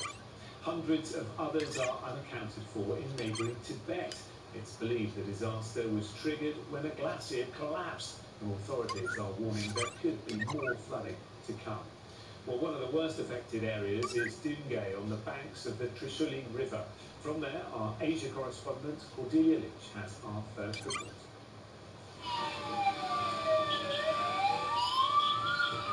Well, we were just in Dungay. That's an area where about 100 homes have been wiped out. A raging river right by it has brought utter devastation. And now what so many local people feared, concerned about a second wave of flooding coming through. You can see everyone trying to escape on motorbikes. A lot trying to get to higher ground. Any kind of high building that they can find. Panic. Step in immediately. Rescue teams telling us to get out. Everyone trying to flee as quick as they can. And this is why they're so terrified. They know the horror of what can happen when a huge wall of water and mud rip through a town with no warning. The police are searching for life in Nuwakot district, but it's death that surrounds them. This is slow, challenging work down pretty impassable roads. The police here with rescue dogs trying to move through the mud and search for any survivors and some of the many dead that they believe are submerged under this mud. Look at the struggle. And this is just a snapshot of the epic task ahead. The floodwaters rose up to 30 feet high. So fast was the torrent, so remote the location, whole families were unprepared and unable to get out. मैले त देखेर त्यो पानी देखेर पसल छोडेर भाग्यो हो न त त्यो हामी त पसलै खोल्न गइरहेको थियो हामी त बुढी थियो साथीको छोरा थियो त्यो साथीको बुढी पनि छैन छोरा पनि छैन यता हाम्रो छिमेकी पसल थियो त्यो पसलको बुढाबुढी पनि छैन. As night falls, frustration rises. Kern's brother Vishal is one of at least 1,400 people missing. हाम्रो के छ बिरामी जस्तै लासै छ भने हामीले लासको जिम्मेवारी पनि लिनुपर्छ त्यो छैन अनि हामीले एउटा सूचना मात्र यसो छ यसमा यतिजना मान्छे बसेको छ यहाँ यतिजना मान्छेले सियो भएको छ. It is deeply chaotic here, and now there's fear too of a second surge. Cordelia Lynch, Sky News, Nepal. Well, the pictures of the disaster are extraordinary, with footage capturing the power of the flooding as it surged through the valley. The glacier collapse caused a huge release of water, mud, rock and ice that swept through towns and villages, as our international correspondent John Sparks now reports. New images have emerged of the moment the devastation began. Oh my God, Mary. A wall of water and ice and mud barreling down a Nepalese valley. The sound of shock and alarm as workers run for their lives. An almighty surge that took boulders and rocks and tossed them downstream. As the waters recede, a new reality is revealed. Towns and villages now cloaked in layers of sediment, with many dwellings destroyed by the deluge. The survivors find themselves in desperate need of aid. Many thousands of residents here have been left with nothing. Everything has gone. Rice, corn, clothes, the tea shop, everything was swept away by the flood. The only thing left is me and my clothes. The number of missing people has risen swiftly to well over 1,000 in Nepal, Relatives have been gathering at this hospital in the capital, Kathmandu, looking for their loved ones. This woman, called Chamindi, can't find her son. His name isn't on the hospital's list. My son is a driver. He said he was driving his truck. We spoke just before the flood hit, but there's no news of him. We can't find out anything.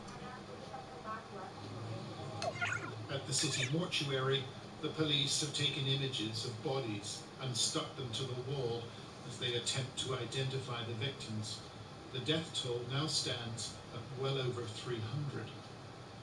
And it's clear that hundreds of foreign nationals are also missing, some on a pilgrimage to a religious site in Tibet, others hiking and climbing in the mountains.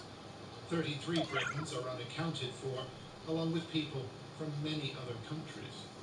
These are such distressing scenes coming out of Nepal, and we feel for the people there and everything that they're going through at this moment in time. Such devastation of communities, and already, sadly it seems, such huge loss of life. Of course, British nationals missing as well, and we need to support that search and rescue effort. The collapse of a glacier, it's thought, triggered this disaster. An event so powerful it was mistaken for an earthquake. The resulting landslide produced this surge of water, with experts citing climate change as a key factor. The monsoon, the ground will be saturated, the rivers will already be high, the snow on the glaciers would be saturated. These glaciers have rapidly retreated due to climate change, so their permafrost is becoming unstable. And so all of the conditions that you need for this kind of disaster are in place right now. In China, the authorities are sending diggers and trucks to areas decimated by the flood. While in Nepal, emergency workers are trying to cope with the mountainous terrain. An army training facility has been turned into an ad hoc airbase, with helicopters ferrying bewildered-looking residents to safety. But much of this region remains inaccessible. 19 river crossings have been destroyed, and roads and airstrips have been buried under mud. The devastation caused is undeniable, yet the true scale of this disaster remains unclear. John Sparks, Sky News. Here, the King and Queen have said they're heartbroken by the disaster. At least 33 British people, including 2 teenagers, are among those missing after the floods. Sky Shaman Freeman Powell has been speaking to Anand Patel. His parents were on a pilgrimage in the region and were last seen at the Nepal-Tibet border. What they were part of is a route that was going to the Gosaikunda Lake. So that was a pilgrimage that would go through Nepal and into China, the Tibet area, to auspicious sites as part of their religious beliefs. And unfortunately, they've been caught up in this landslide disaster. The last time I made contact with them was on Tuesday. They updated me on the itinerary of their trip and indicated to me that they would be looking to cross over into China the next day via the Jurong border crossing in Nepal. I knew my parents were in the area, but obviously, as more and more information emerged about where exactly this landslide occurred, more concerns came about, and myself and the wider family became more and more concerned for their whereabouts. There's been a complete lack of information, understandably, given the remote location where they were based. I think what's really concerned me now is the length of time where no clear information has really emerged. When we contacted the Foreign Office, as much as they have provided support avenues, the information has been practically non-existent. Understandable to an extent, given the situation, severity, and the location, but I think that's where the concern is now, is that it's now an ongoing period of time where we feel that there is no clear information that has emerged from the authorities. I've been able to obtain some information from other pilgrimages that have ventured further into China from the Zhejiang border crossing, and I've got pictures of border control logs from the Chinese end that indicate that the Alpine Eco tour group that my parents and 11 of the British nationals were on, those border logs indicate that my parents and the rest of the group cleared the border control about 15 to 20 minutes before the pictures that are widely circulated show the Geelong border crossing being absolutely obliterated by landslides. So I think that's a really important bit of information that might be specific to my parents and the other 11 British nationals in that area. And my direct heartfelt appeal to the Chinese authorities in Tibet would be to act on the information that I've sort of obtained. It provides a specific geographic location and a time at the Geelong border crossing, and if any information that the Chinese officials find, that will pass directly on to the British authorities as soon as possible to provide clarity to our families at this obviously difficult time. If I could put a message out to my parents, if they could see me there, is that we're staying strong on our end. We're hopeful for your return, and I'm personally doing the best that I can in difficult circumstances, I believe, and ultimately, as the sort of next of kin, it's my responsibility to sort of step up at this point. So I hope that on a personal level, if my parents were to see this, that they would be appreciative of the fact that I'm doing my best to stay strong in such difficult circumstances. Anna Patel there, whose parents are still missing. Well, on the ground, it's a desperate race to find those missing people and to treat those who've been hurt. I've been speaking to Dr. Gopal Sadane, who's working at a hospital in Kathmandu, which is helping some of those impacted by the floods. Yeah, the connectivity with the affected areas is almost not there by road. So it's by the heli rescues, which is being done by the government and the private helicopter operators. But in the evening today, we got 2 patients in ambulances. So that's a good thing that they could come by road. And the patients which we received yesterday were in very severe conditions. Today we received patients, they were not in the category of very severe problems. There are multiple fractures, and they are relatively well preserved than the patients we received yesterday. We've heard that the water had rocks in it and obviously debris as well, and people have been hit as the water floods the villages and the valley. Yeah, not only the blunt trauma, but we have seen many people, they have been asphyxiated by even mud which came together with the water, and they have mud all over the body, their nostrils, their face, mouth, and probably that has also caused more damage to them. How well equipped is the hospital to deal with the scale of this disaster? We were expecting and we were prepared for more patients to come, but unfortunately it seems many people, those who have been swept away, they have lost their life. It seems so, because there are a lot of bodies, dead bodies which have been found by the government well below the incident, where the incident happened. That means they have been washed away and they couldn't survive, it seems. And because of the difficulty in getting these patients to the hospitals, we have received less number of patients than which we were prepared for or we were expecting. That's why we are telling the government there should be more patients who would be coming, because we talked to other hospitals also. There are not many patients who have reached these hospitals, and the number of dead bodies found by the government and people went missing since yesterday morning. It's a huge number. Do you feel you're not getting the support that you need from the authorities and the government, or do you think they are struggling with the scale of this? They are doing the best. They are doing the best. It's the way the response team is working till this moment is they are doing their best.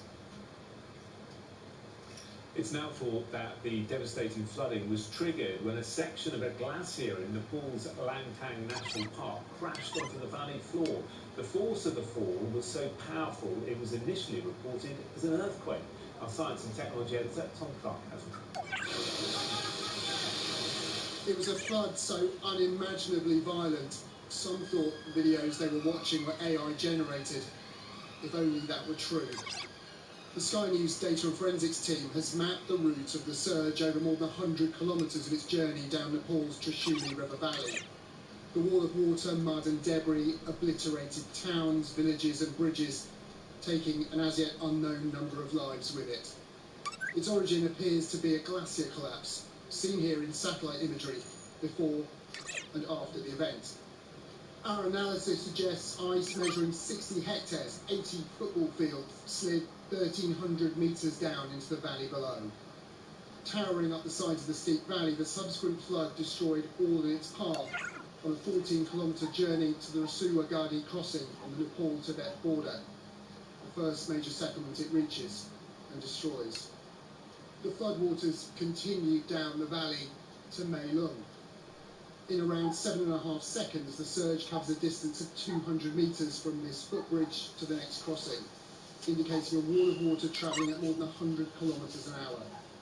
We've established this video captures the exact same moment, filmed by maintenance workers fleeing as the surge hurtles towards them. You can just make them out in the video filmed from above. And how by deciding to run, they escape death by mere seconds. By the time it reaches Darding Bezi, the water is contained within the valley, but more than 100 kilometres downstream still causes spectacular destruction. Floods linked to glaciers are not unheard of. Just last year, the Birch Glacier in Switzerland destroyed a village there. In 2021, the Chamoli Glacier in the Indian Himalayas collapsed, the flood killing around 200 people. Events like this are thankfully rare. Because of that, though, it's hard for scientists to work out if the risk of these disasters is going up as our climate warms. But as we've seen from Nepal, satellite imagery and smartphones in remote locations are starting to fill in the blanks. Climate warming will destabilise these regions and lead to more of these events in the future. You're going to have more permafrost thaw, this sort of frozen ground high up in mountain ranges. As that warms and thaws, it weakens and is less able to support mountain slopes. You get more landslides and debris flows. Those answers can wait. The priority is Nepal's rescue effort. Water penned in by debris in the valley threatens secondary floods. Now unstable slopes may slip. Evacuating those who survived and recovering those who did not will be a difficult and dangerous task. Tom Clark, Sky News. Well, the sudden nature of the flash flooding caught authorities across the region by surprise. The Nepalese Prime Minister said the entire nation had been left shocked and deeply distressed by the disaster and promised officials would be coordinating with China on the response. Well, our Asian correspondent, Helen Ann Smith, joins us now from Beijing. Helen Ann, so many missing in Nepal, but an awful picture also unfolding across the border in Tibet, and getting reliable information from there isn't easy. Yeah, that's exactly right. What we do know, what we are learning, is that it is similarly awful in Tibet, similarly catastrophic, similarly terrifying, frankly. But the difference in Tibet in the coming days, weeks, months to Nepal is that it is going to be much harder for us to figure out exactly what is going on, to draw that really, really accurate picture. And that's because, of course, Tibet is one of the most politically sensitive parts of China. It's arguably one of the most politically sensitive places in the world, and we as journalists are simply not allowed to go there. The only way you can access Tibet as a journalist is on a highly orchestrated, choreographed, pre-organised government tour that normally takes you to sort of a few key tourist sites, if you like. So we can't access that area, and actually the province, the region, I should say, of the province that this terrible disaster struck is actually even more controlled than the more broad region of Tibet. It's an area where even Chinese tourists need a series of permits to get to. So it really is a very, very difficult place to access, a very difficult place to assess what's going on. But look, I think so often here in China, figuring out just how serious something is. It's a game of reading the tea leaves, a game of reading between the lines, and there are lots of signs from the government, from the state media, of just how serious this is. Xi Jinping himself spoke about it within hours of it happening. That is not very common. He called for an all-out response. And then within 24 hours, Li Cheng, who's the Premier of China, the second in command, was there on the scene. And again, a person of such seniority visiting so quickly, that is also unusual. And I think that speaks volumes of just how serious this is. And crucially as well, just how much the Chinese know that the world will be watching, because so many of the effects hit Nepal, a place where the world's media will descend.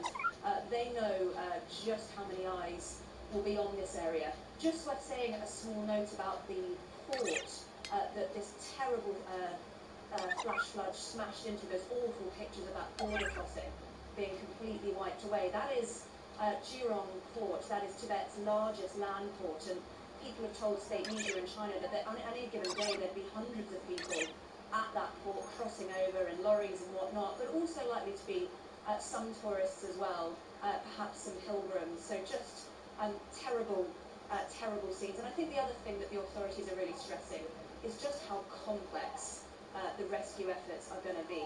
This is a place where the mountains are steep, the valleys are narrow. In fact, that area, that Jirong Port area, was hit by a landslide just in July 2025, so just over a year ago. It was serious enough then that it washed away bridges and it left 14 people missing. And it actually only properly reopened in January this year. So just a bit of a sense of just how prone to natural disaster this area is. And Chinese locals speaking to state media again saying that the roads were already pretty blocked by smaller landslides and mudslides. The mud there apparently is 5 meters deep. Whole roads completely washed away, so incredibly difficult to access, and rain is forecast as well. So I think a sense from the authorities that even getting there is difficult, getting people out even more so, nowhere for the helicopters to land, lots of reports of these fleets of vehicles trying to get down there. So look, Tibet will be much more difficult to assess in the coming days than Nepal, but we shouldn't forget about Tibet. Because I think what is happening there is also truly awful. Of course, just terrific. Helen Ann in Beijing, thank you. Well, I'm joined now by Dawa Yangzheng Sherpa, a Nepalese mountain guide who often works in the region devastated by the flooding. Thank you very much for your time this evening. You know the area very well. What has struck you over the last 24 hours or so as you've watched some of this awful footage? Yeah, I think, of course, it's very hard to watch. Whatever is, it's very surprising. And the region is the main transit point of Nepal and China border, and also known as the very famous trekking route to the Langtang Valley. And also, this is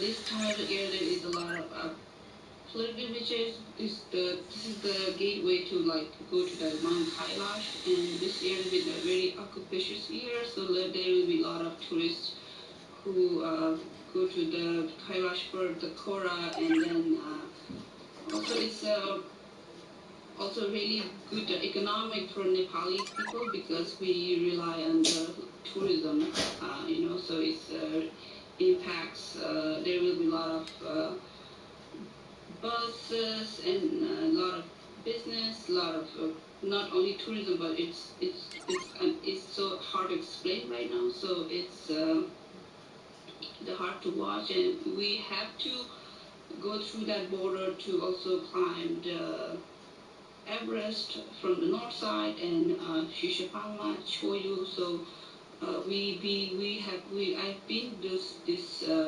region few years, and it's a really difficult situation right now, and I think we never saw like this before. And also this is kind of it's been really changing the past few years, because it's even last 2024 there was a big glacier burst and wiped away the village of Tame village. So that was not that this big, but it also become very dangerous on mountain regions. I was going to ask you about that, because you know the terrain so well, and you know the environment and the mountains there, and you've been over many years. Do you feel that the environment has been changing? Yeah, I think it's been changed. I've been guiding and going this way past 10 years, but I think it's changing a lot. I think every year the rivers kind of melting, the glacier lake are bursting, and also I think it's a lot of even on the mountain the weather's kind of melting too fast. That's kind of makes a lot of unusual glacier lakes, and then later it's burst after around similar year. At this time of the year, we always have a lot of floods in our country. Like around September, and also it's kind of I haven't seen this before like for a few years, but it's been recent years we kind of like see a lot of floods, and especially the glacier burst, and it's kind of affect a lot of our community, mountain people, and also whole Nepal, because we rely on the tourism. Of course. And what will be the biggest challenges, do you think, for rescue teams in coming days? I think the Nepal, I think it's been really active. The Nepal police and army and everybody who are under rescue mission are really helping right now, because this is on the steep mountain and it's on the really difficult. So also a lot of mountain guides, the community from mountaineering like IFMJ mountain guides, Himalayan rescue, who are doing a long line helicopter. Also they are very actively guiding, and especially also all the community came out, and also from many different associations they are helping us. So the hardest part is there are a lot of steep sections and cliff. It's in the gorge, so it's kind of very difficult just to with limited resource in Nepal. Yeah, as we've been seeing, and you've been saying, much of the devastated area now really only accessible by helicopter, which makes things doubly hard. Well, Dawa Yangzum Sherpa, Nepalese mountain guide, thank you very much indeed for your insight. We do appreciate it. Thank you. Thank you for having me. Thanks. You're watching a Sky News special programme on the Nepal floods. Coming up, the huge challenges facing the humanitarian operation being mobilised in the wake of the floods.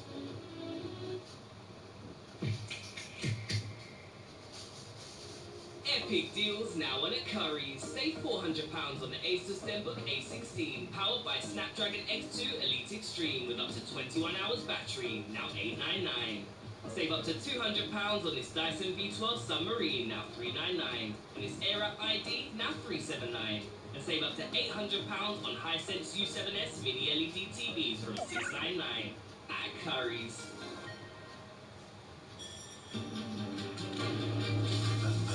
Fraud, the killer family reunion, and that robbery gone wrong. Bells. I thought you were a mere bookseller. I read books and people. We all have secrets. Can you get us into Germany? I just want answers. A brand new series of Bookish. Watch now on UNLibi and on demand. The football's here. And Josh has got some big decisions to make. 3+. How's my gut feeling? Very reliable. 5+ goals. I've got some difficult news. I'm betting on us to lose. You seem nuts. Whatever you're backing. If you sign up with us as a new customer and bet £5, we give you £30 in free bets. That's satisfaction from Ladbrokes. Legendary flavours from legendary games are now on McDonald's. Garlic and black pepper McNuggets, dragon breath dip, cheesy potato bites, sour cherry fizz, and chocolate candy crush McFlurry. Take a side mission to McDonald's. Get that Euro Millions feeling with this Friday's £59 million jackpot. Euro Millions, it could be you. Here's a lesson. Where can you... 2. HDMI 2.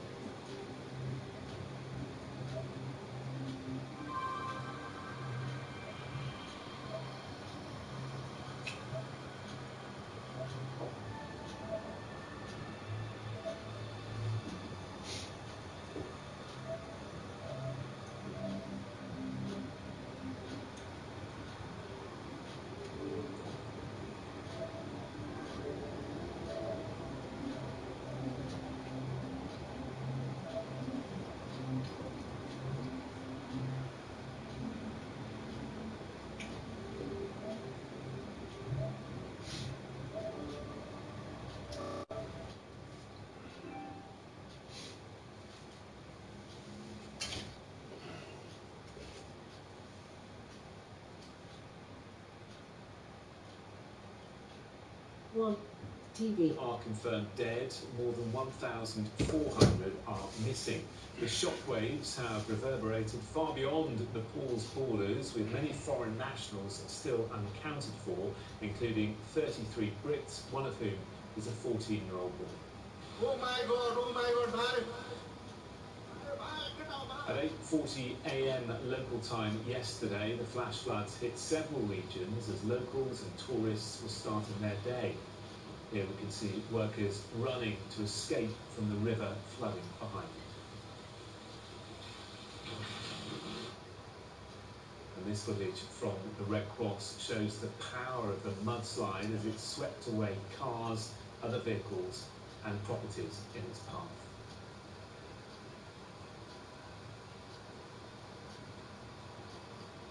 And these images show a digger being used to bring one woman to safety as the scale of the challenge facing rescue workers begins to emerge.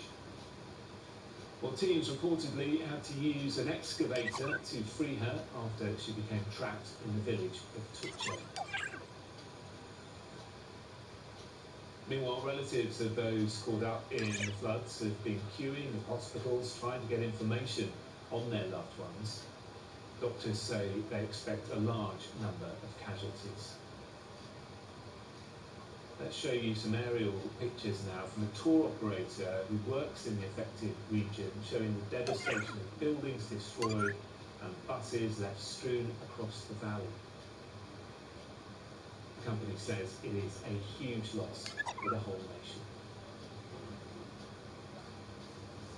Well, there are now huge search and rescue operations underway in the communities devastated by the floods. Our reporter Neville Lazarus is on the ground in Dungay, an area described as the epicentre of the disaster. We are in the Dunga village, which is like the epicenter of what has happened out here. We can see the homes and establishments totally destroyed.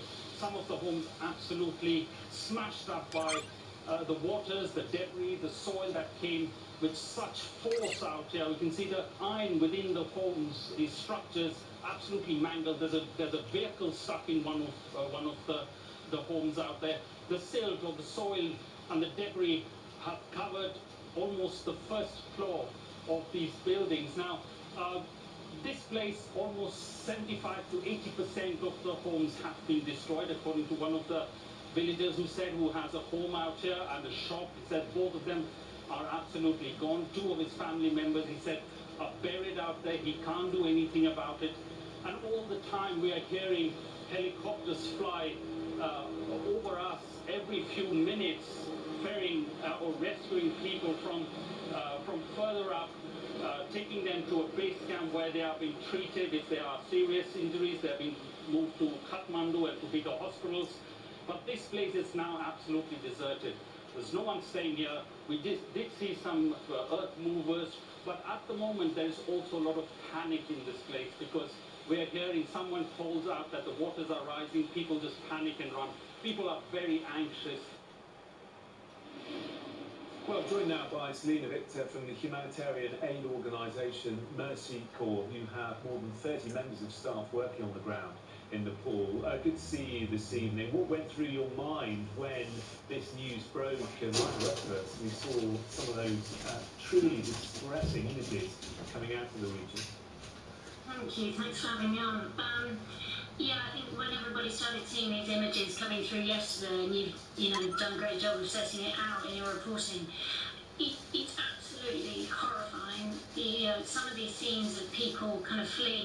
When you think about floods, you sort of think about rivers rising, but this is a sort of tsunami, a tidal wave of mud sweeping through. Many meters high, coming at such incredible speed, and in this region, which is already extremely remote, very difficult to get to. It's very steep, it's crisscrossed with very narrow gorges, and when something happens, it flows downstream incredibly fast, and it's very difficult for anybody to get out of the way, so it's absolutely devastating for these communities. Yeah, it really is. And you've had people working there, I believe, for more than 20 years. What will their priorities be over the next few days? So obviously right now it's search and rescue. I mean, the numbers that are coming out of 400 confirmed dead, 1,400 missing. We know the numbers are going to be far higher than that because communications has been washed away. We can't get access to fully understand what the situation is. But we do know there are hundreds of people who fled up to the hillside and are hiding on the hillside. We know people are in caves. There are people still in buildings. So search and rescue, getting those people safe. And then, warning and helping understand what future flood risks there are, because obviously there have been massive geological shifts and changes because of this flood coming through, so there's risk there.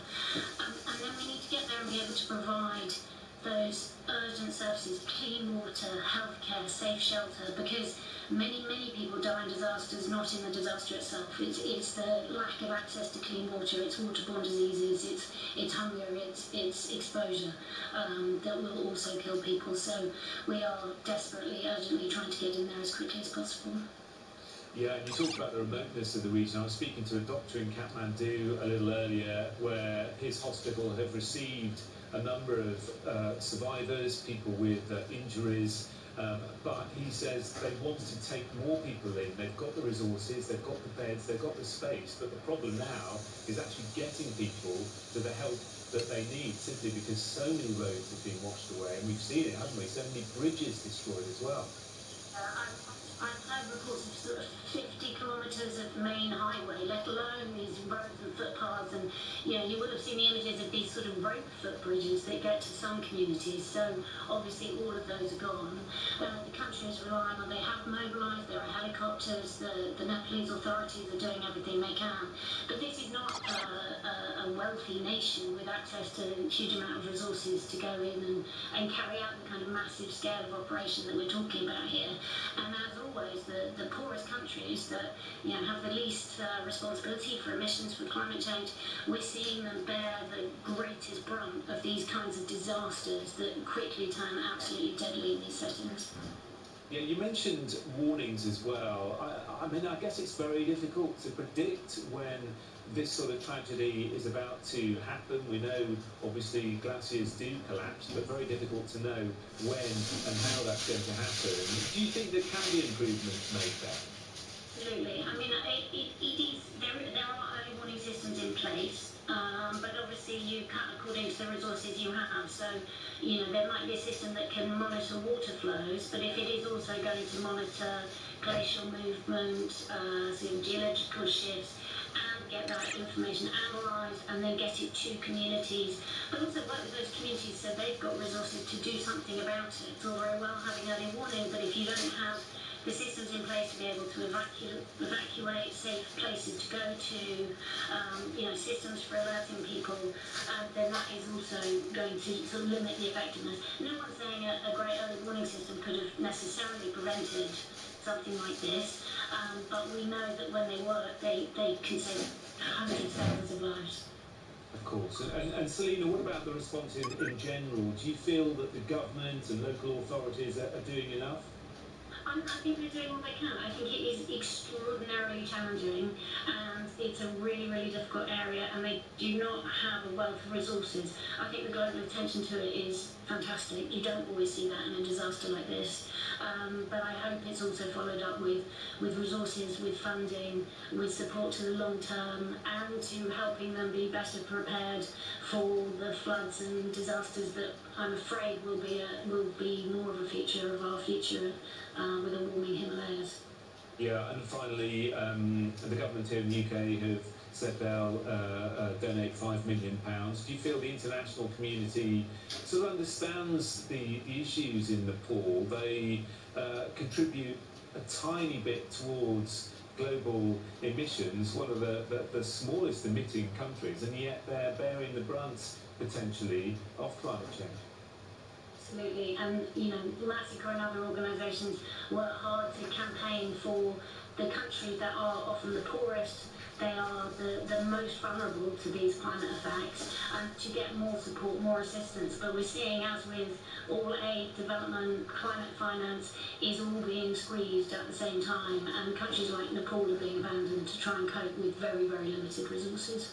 Yeah, well, it's important work that your organisation is doing. Thank you very much for coming on and explaining the situation in a bit more detail. Selina from Mercy Corps, thank you. Thank you. Well, as I mentioned, the UK has offered £5 million to help the Nepalese government in their response to the flash floods, with the Prime Minister saying Britain will stand with Nepal and help with search and rescue operations. Let's listen to what he said. In the past, Nepal has been there for Britain in our hour of need, and we will be there for Nepal in its hour of need right now. So the immediate offer that the Foreign Secretary has relayed to the Nepalese government is an offer of first responders, search and rescue support. Britain excels in this, and we're there and we're ready to be deployed. Obviously it's a matter for the Nepalese government, but that is available. Financial support has been put on the table as well. Of course, British nationals missing as well, if we need to support that search and rescue effort. Our Chief Political Correspondent, John Craig, is in Westminster for us. The Nepalese government will welcome this support, John. Yes, indeed, and to bring you up to date, Jonathan, what's happened tonight is that Ed Miliband, the Foreign Secretary, has announced that he's been meeting teams in the Foreign Office's Crisis Centre here in Whitehall. He says, as we work around the clock to support those affected.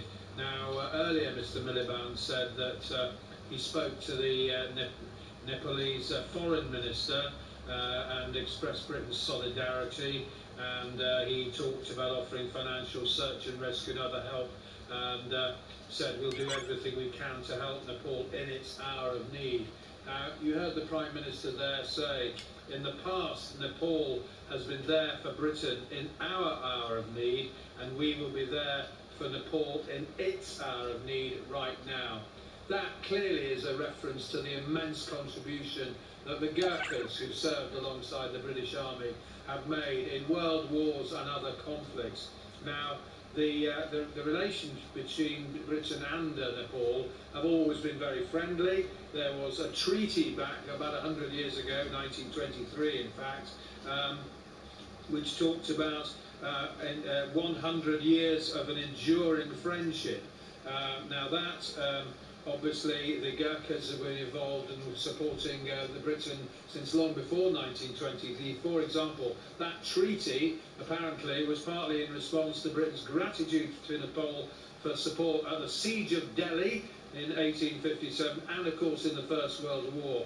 And the numbers of Gurkhas who served alongside the British in world wars are enormous.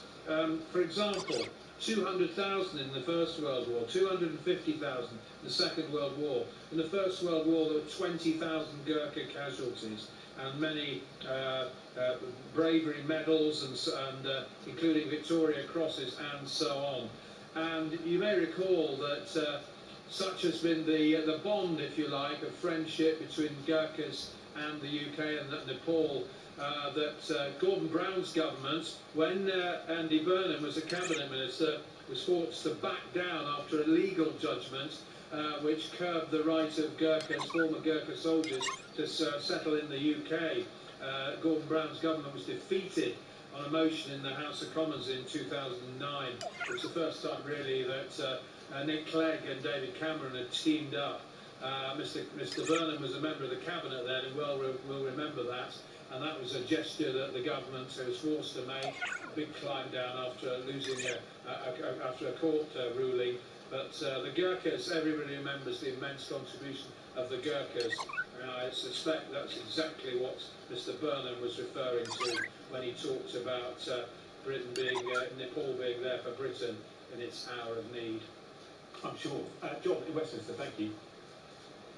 You're watching a Sky News special programme on the Nepal floods. Coming up after a short break, we'll take a closer look at the science behind the disaster. Don't go away. Football's back, and so are we. Join us for 1,500 matches. Sky Sports. Welcome to the show. This place is special. Much of the city I've done. Do not bring in things you do not understand. Stay away from that house. We need to pay for the great big crowd.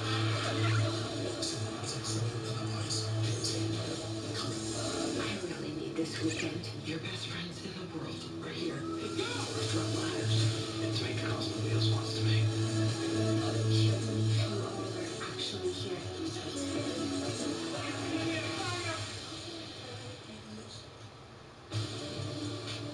They took everything from me. Now I'm going to take everything away from them.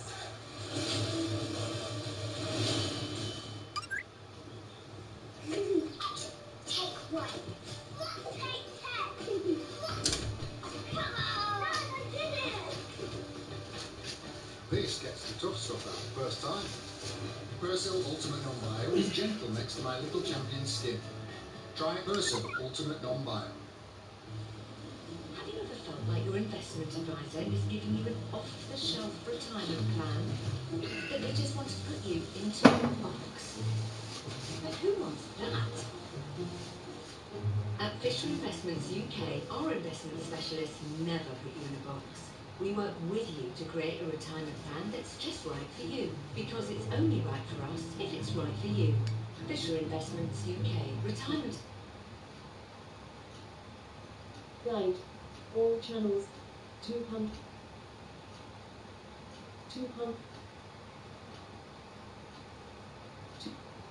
231.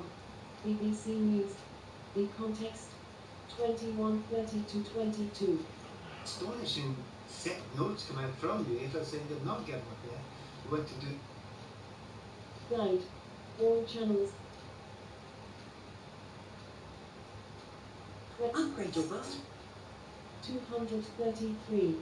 Sky News. Hands off your installation when you order before the end of August. Visit Easy Bathrooms today. I've just got another water. I sniffed some off the floor once. It wasn't water. I hope you get one of those meaty meals tonight. With the veg. And the jelly.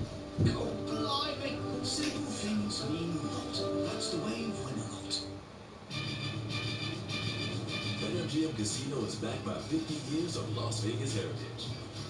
If it's taught us anything about jackpots, it's that bigger is always better. Join today and play for the UK's biggest online casino jackpot. BetMGM Casino, the real deal.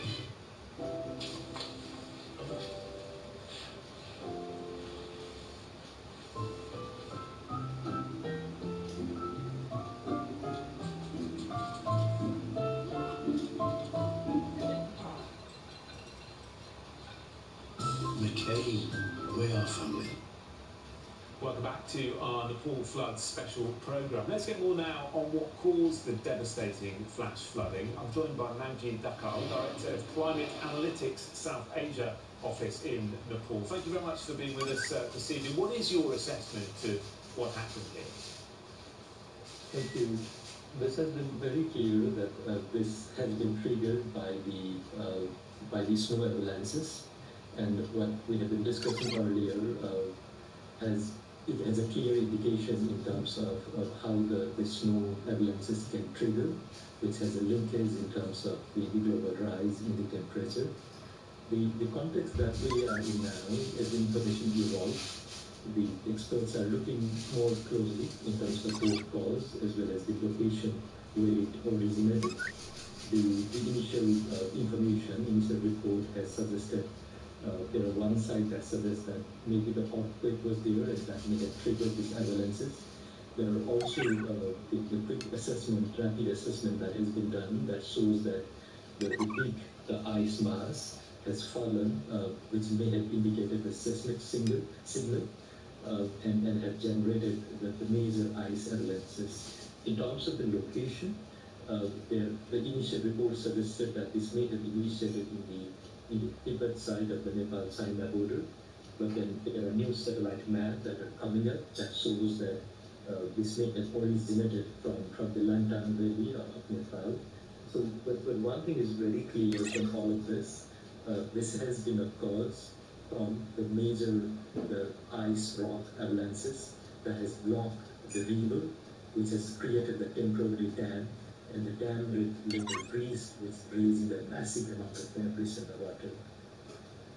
And there is talk that 2 more lakes have been formed as a result of all the debris, and that potentially they could burst, causing more water to pour down the valleys. Is that correct? So there has been an official information from the cross-border, from the Chinese government side to the Nepali authority, with an information that the damage could still occur because the water in the dam is still there and it could burst at any time. So this clearly indicates that the damage had not been fully consumed and the similar situation may occur at any time.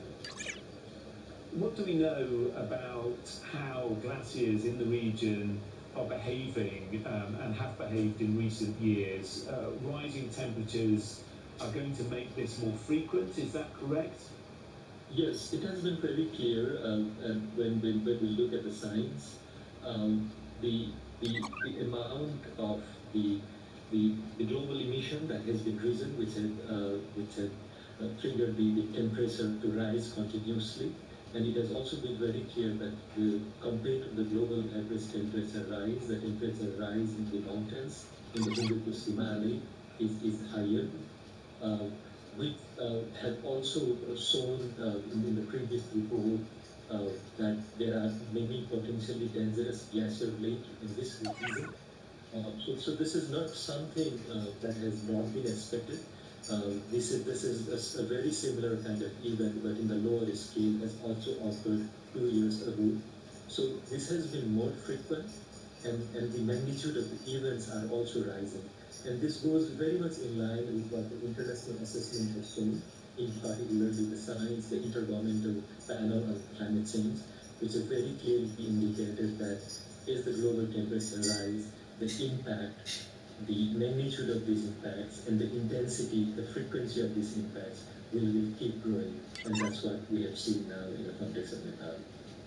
So just briefly, if you could, Manjeet, the country needs to think very carefully over coming years about how they're going to protect communities from this in the future and how they're going to have better warnings to predict when the glaciers may do this again. Yeah, exactly. So there is obviously many things that needs to be done. The immediate aftermath of the event. There were also the many precautions that this has led us to understand, particularly in terms of the early warning system. But when we talk about all of this, the mountain geography itself is very complicated, and with the climate change impact going on. That has added more to that complexity. So this also shows the need for better understanding this mountain geology and the impact of climate change. Yeah. So the focus, obviously, as we move ahead, will need to be there in terms of having more of the early warning system and strengthening this. But at the same time, yeah, Manji Dakar, I'm so sorry, we are out of time, but we really appreciate your expertise this evening. Thank you. thank you. And that concludes this special programme on the flash floods that have devastated parts of Nepal and Tibet. Thank you for watching. The wrap is next.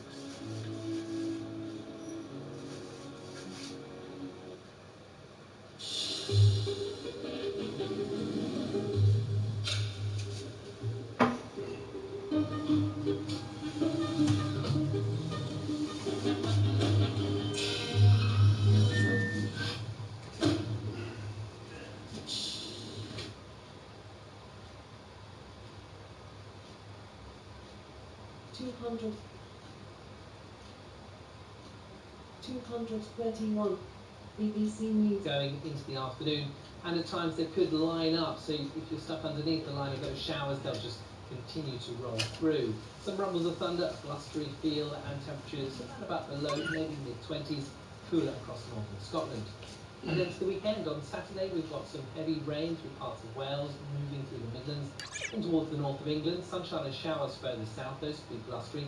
A reasonable day in Scotland and Northern Ireland with some bright or sunny spells. Temperatures here mid to high teens, further south low 20s, so a fresher feel.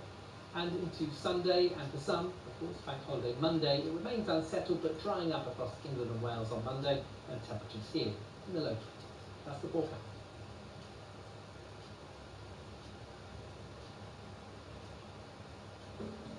Hollywood's summer movie season is drawing to a close. Filmgoers around the world have been flocking to see The Odyssey and the new Spider-Man adventure.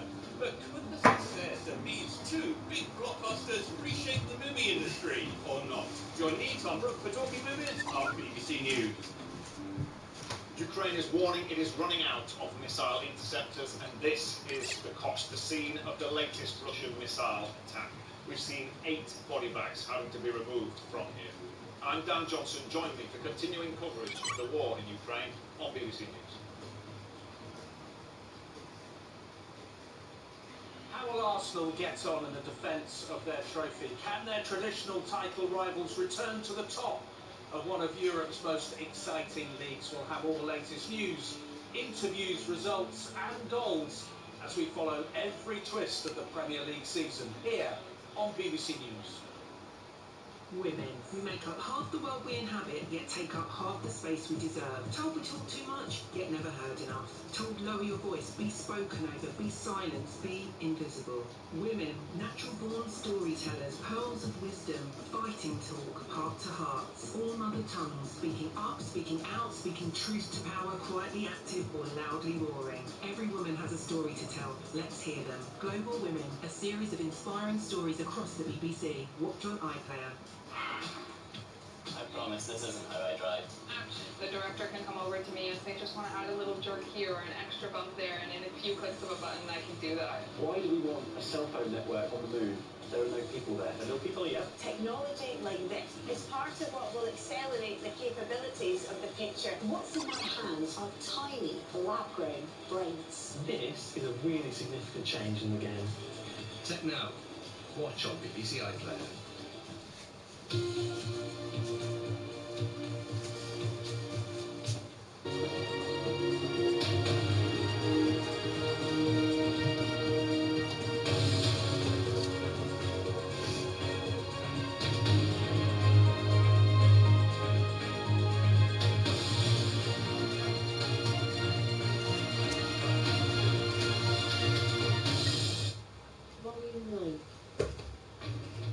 Tonight at 10, rescuers in a race to find any survivors of the flash flooding that hit Nepal and Tibet, killing hundreds. Oh my God, man.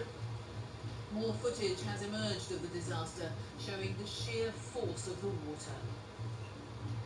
More than 900 people are still missing in Nepal, including 33 Britons. My wife, my mom, my brother, and my uncle, where they were. The house isn't there anymore. Obviously, it's too that flood. Also tonight, European football's governing body UEFA is preparing to bring criminal legal claims against FIFA President Gianni Infantino in the wake of his abandoned plan to sell stakes in the World Cup.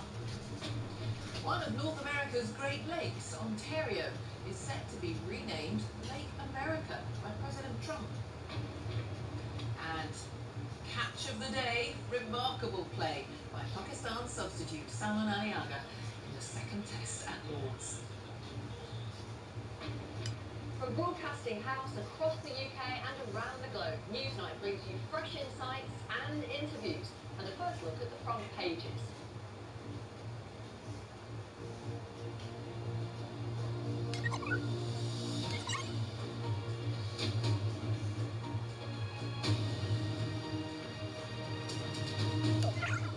Hello, welcome to the BBC News at 10.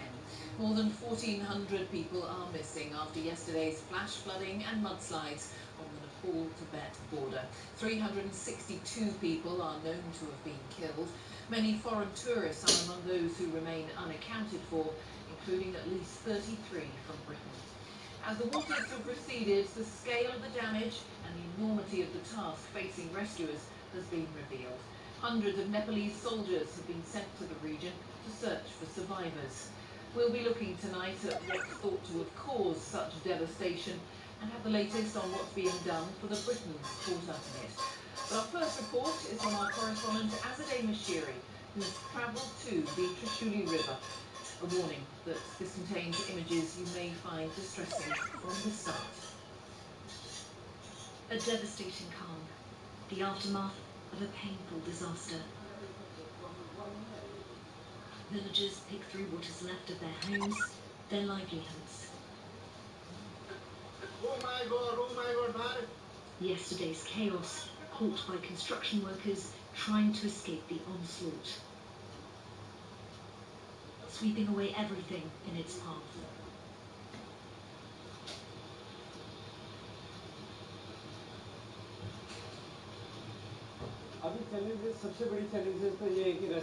We are facing a lot of challenges, and the biggest one being blocked roads.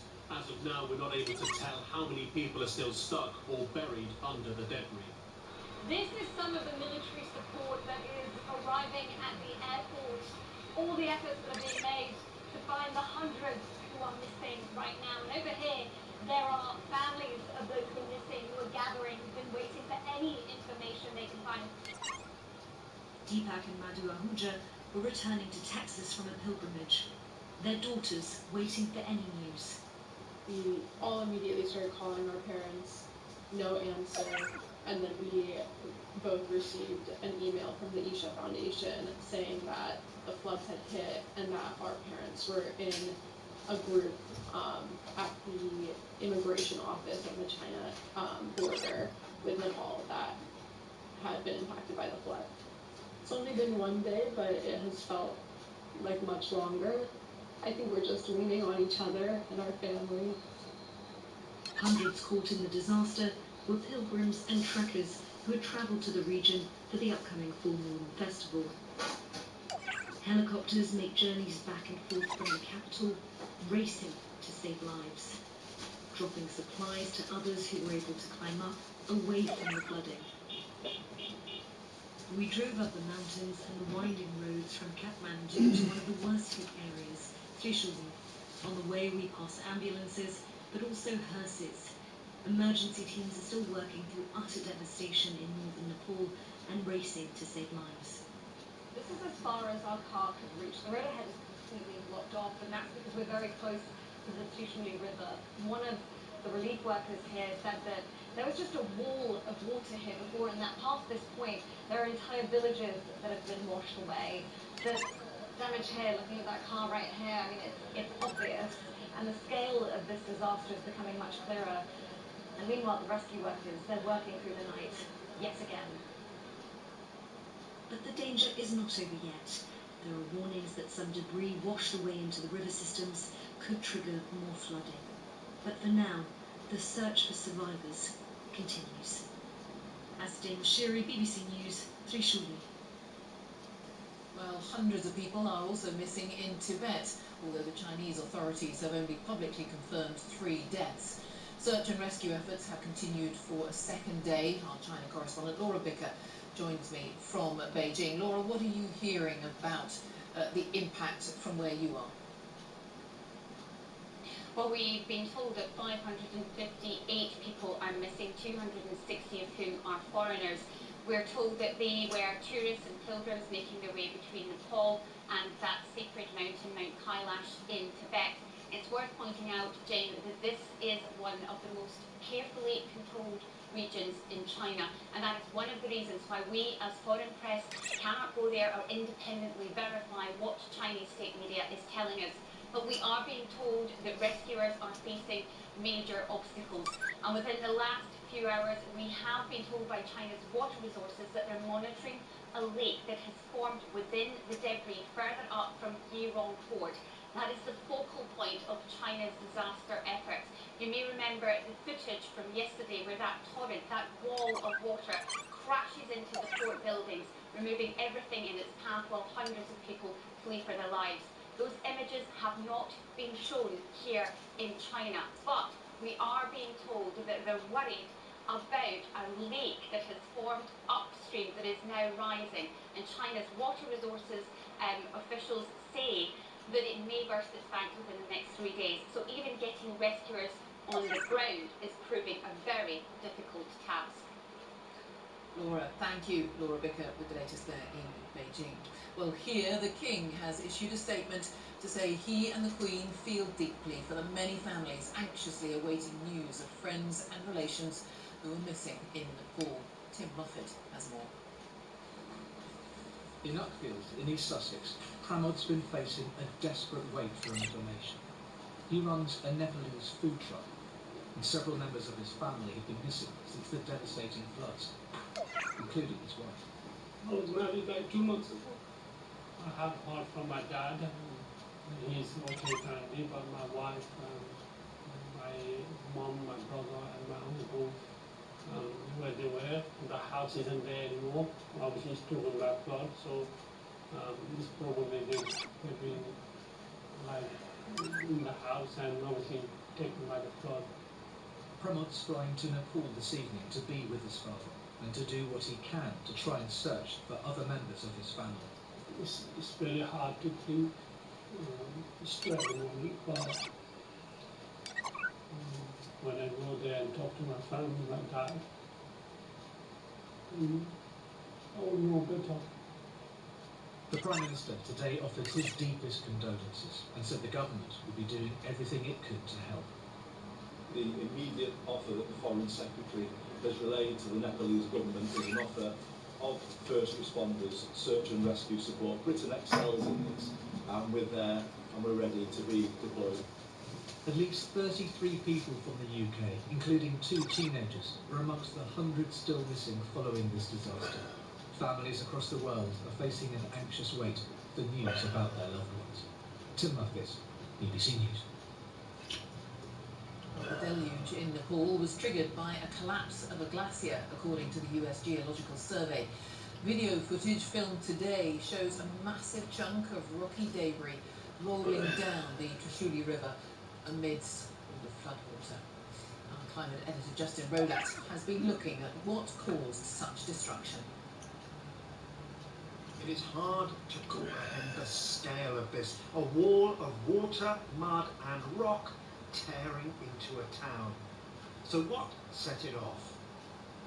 This shows the area where the disaster happened. Now, the village hit by those catastrophic floodwaters is down the valley down there, but scientists and they're still piecing together the evidence, believe it began on this mountain. This is Langkang Li Rung, and one, possibly 2 glaciers broke away, causing an avalanche of ice and rock. You can get a better idea of what happened with close-up satellite images.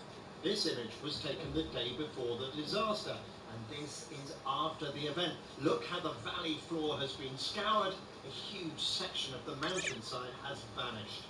Part of the issue is the shape of the valley. The Himalayas are still rising rapidly, at least in geological terms, and at the same time, rivers are carving ever deeper, steeper valleys, and that leaves glaciers perched high on the mountainside. Scientists believe this collapse began more than 5 kilometres above sea level, and the rock and ice fell almost a kilometre straight down into the valley. Now, just imagine for a moment the forces involved. In fact, the deadliest single impact of the 2015 Nepal earthquake was a similar avalanche on the other side of the same mountain. Again, part of a glacier broke away and millions of tons of ice, snow and rock obliterated an entire village, killing well over 200 people. It is too early to say for certain what role climate change played in this latest event, but scientists say it is likely to have been a factor. Climate change will cause glaciers to melt, more meltwaters to be around in those environments, which will loosen things up, releasing more landslides and debris flows. So we know that climate change is going to make these landscapes more destabilised, and it could lead to events such as this. Just 2 weeks ago, we highlighted similar but much smaller avalanches in the Alps this year, linked to melting ice and thawing ground. This climber was caught in a rockfall on Mont Blanc. We can't yet say whether climate change caused the tragedy in Nepal, but we can say that the ice that helps hold the world's high mountains together is disappearing. Justin Rowland, BBC News. Now to the rest of the day's news, and European football's governing body UEFA is preparing to bring criminal legal claims against FIFA President Gianni Infantino in connection with his now abandoned plan to sell stakes in the World Cup to private investors. UEFA has asked for access to documents to be used in proceedings in Switzerland. Our sports editor Dan Rowan joins me from Salford. So how significant is this, Dan? Jane, I think this is another major escalation in world football's civil war. Despite 3 confederations wanting him to quit, Gianni Infantino still clings to power, but now UEFA is considering bringing criminal proceedings against him. The pressure has ramped up again. An application, as you say, has been made by UEFA in the US requesting access to evidence and documents for use in legal proceedings in Switzerland against Infantino, who's accused of criminal mismanagement. Now, UEFA claims his plan to sell a 20% stake in the World Cup for £3 billion was an absurdly low figure, as they put it. That was not independently verified or openly auctioned and was promoted for his own benefit, they claim. UEFA has also warned that if found guilty, he could face a prison sentence. UEFA also wants evidence from Thrive Capital, the business involved in the scheme, and its founder, Josh Kushner, the brother of US President Donald Trump's son-in-law. Infantino's not yet responded. He may have felt emboldened today by UEFA dropping their threat of a boycott of FIFA competitions and indeed the qualified backing of the highly influential Saudi Arabian FA. But UEFA's not letting up in its fight and will hope that this legal threat is enough to oust him. If not, it's pledged to find a candidate to challenge Infantino in March's presidential election. Football perhaps has never felt quite so divided as this. Dan, thank you, Dan Rowan. Nearly 500 cases of salmonella have now been linked to imported eggs, according to new figures from the UK Health Security Agency. Eggs sold in British supermarkets are not affected. 2 people have died since the start of the outbreak, which is associated with eating out. The vast majority of cases are in England. There's been a significant fall in the use of hotels across the UK to house asylum seekers. In June last year, there were more than 32,000 people in hotel rooms. By this June, that had halved to just over 16,000. There's also been a drop in legal migration arrivals, asylum claims and small boat arrivals in the UK compared to a year ago, according to Home Office figures. Newsnight is coming up shortly over on BBC 2. Here's Paddy O'Connor. Jane, hello. Putin, under pressure, is allowing the Kremlin to threaten us here in the UK. Donald Trump says he's not worried about it. We'll ask the man who ran the special boat service. Is he? Newsnight, 10 minutes away on BBC 2, BBC iPlayer and BBC News. Paddy, thank you. More than 100 tech companies and other organisations, including Microsoft and Google, have signed an open letter calling on countries and organisations around the world to bolster their cyber security. They're warning that AI-driven cyber attacks will become more widespread and sophisticated in just a matter of months, and say current security measures won't be enough. Let's find out more from our technology editor, Zoe Kleinman, who is with me. Why are they saying this now, Zoe? Last month, we had what was described as the world's first ever AI-enabled cyber attack. OpenAI was testing some of its AI products, And it now says it found out that they were secretly communicating with each other, working together. They set up a hidden message board, and the result of it was they hacked another company. Jeffrey Hinton, who's one of the godfathers of this technology, has described AI as a new being, and he said we don't yet know what it's like, and I think perhaps that gives us a clue as to what it might be like. And we've got other threats as well. We've got cyber tools that have been developed to find weaknesses in security systems that have hidden away. There's one called Mythos that was made by a company called Anthropic, and it says it found a weakness in one platform that had been hidden for 27 years, and this is how hackers get into systems and cause havoc, as we see. Plus, you've got AI tools just generating masses of spam emails trying to trick people into opening up their bank accounts. So with all of this going on, the letter that's been signed by these 100 companies is calling on the world to make sure it's ready, and says the window to be prepared enough is closing. Now, you've got to bear in mind that some of the companies that have signed this letter are the same companies who own this technology. And of course, it's in their interest, isn't it, to tell us how powerful their own products are. But we do also know there's similar products being developed in China, and that they are already freely available. So what the letter is saying is everyone needs to work together to AI-proof their defences. And it also says vital services like hospitals and water companies need to watch their backs. But what it doesn't say is how everyone is supposed to find the money to pay for this. Zoe, thank you. Zoe Kleiner. President Trump has signed an executive order this evening to change the name of Lake Ontario to Lake America. The Great Lake between the US and Canada has become his latest target of the trade war with Canada after attempts to reach a deal about tariffs faltered. Tom Bateman has the latest. We call it something different than Lake Ontario. We're going to call it Lake America. And all it takes is a good pen and some intelligence. So Lake Ontario, let's start. A trade war spilling ink on Donald Trump's Oval Office maps. This president, who likes to change the names of things, is goading his northern neighbour. Thank you very much, everyone. Enjoy Lake America. Lake Ontario is one of the 5 Great Lakes between the US and Canada. Its name predates European settlement, an indigenous word for shining waters.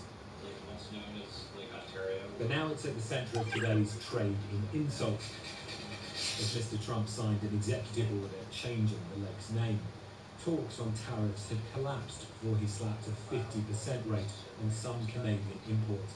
And this week, Canada vowed to retaliate. Towards America's allies. Well, they haven't treated us well. The Canadian officials have treated us very badly. They're nasty people. The move is not winning fans on the Canadian side of the water. We would never become 51st state. It's meaningless. He's not doing anybody any favors, especially himself. On the US shoreline, some sympathy for the president. You must open up the bigger discussion of why are they having this negotiations? What's going on with the negotiations? You know, is Canada not taking advantage of us? What's going on? I trust the administration to set up a harder, better deal. I think we've given a lot to a lot of different countries. The US is Canada's biggest trading partner, and this crisis threatens severe consequences for prices and people's jobs. Well, remember, just as he rebranded the Gulf of Mexico as the Gulf of America, Mr. Trump cannot dictate how international institutions or other countries name bodies of water like this. This is a US-only change. And tonight, a response from Canada's Prime Minister Mark Carney, who has said that America is changing not just lake names, but its trading relationships and its foreign policies. Tom, thank you. Tom Bateman. The convicted Bosnian Serb commander Ratko Mladic, who oversaw war crimes in Yugoslavia in the 1990s, has died in a United Nations prison in The Hague.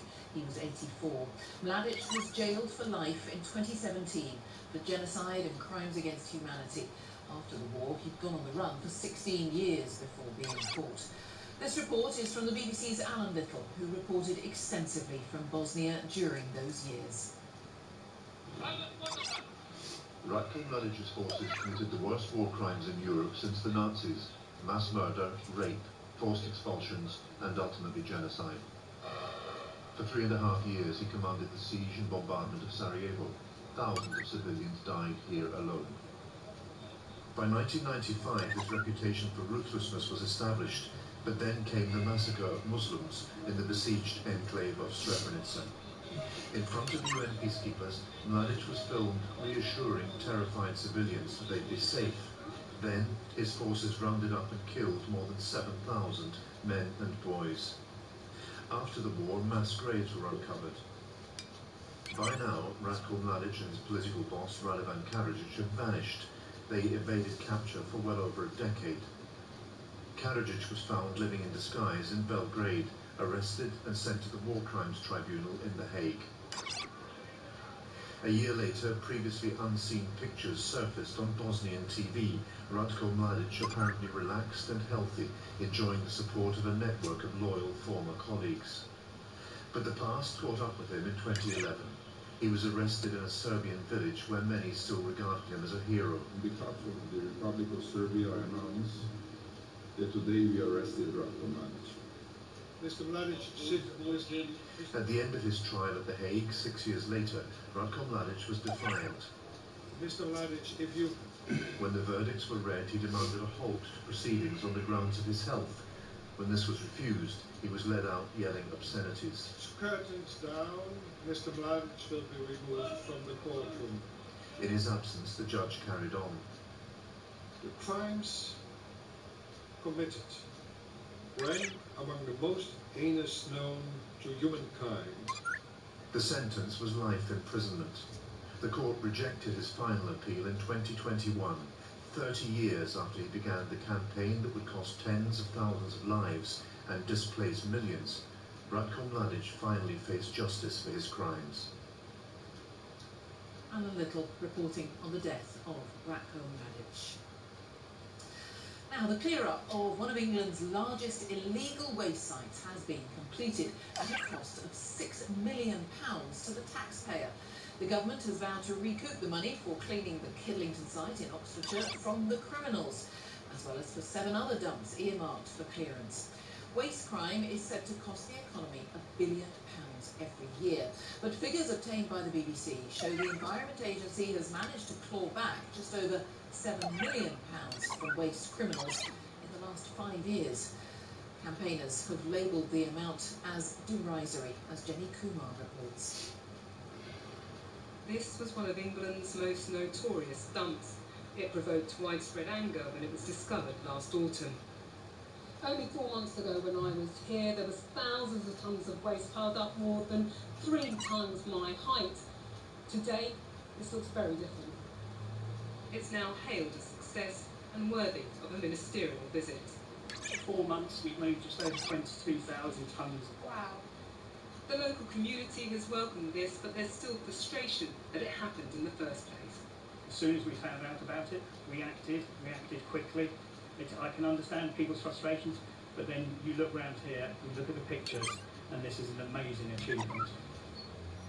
Normally, it's the landowner's responsibility to remove dumped waste, but the government made an exception to clear this site because of its virus. Ministers say they'll get the polluters to pay for clear-ups, but campaigners are sceptical. The enforcement regime is not adequate at all, actually, and that in too many cases the taxpayer is left to foot the bill. Can you actually guarantee that it won't be the taxpayer that just ends up having to pay for this? Well, I can guarantee that we're changing the way that we're doing things, and we're going after things much harder than we did before. And my message to the criminals involved in waste is we are coming for you, and we will take your profits and we will use it to clean up your areas, because the times of people getting away with this are over. 4 arrests have been made and the investigation continues. This site will be secured and monitored to stop it being vandalised again. Jenny Kumar, BBC News. More than 980,000 young people aged 16 to 24 are not in education, work or training, according to new figures. That's about 1 in 8 people in that age group and is an increase on the same period last year.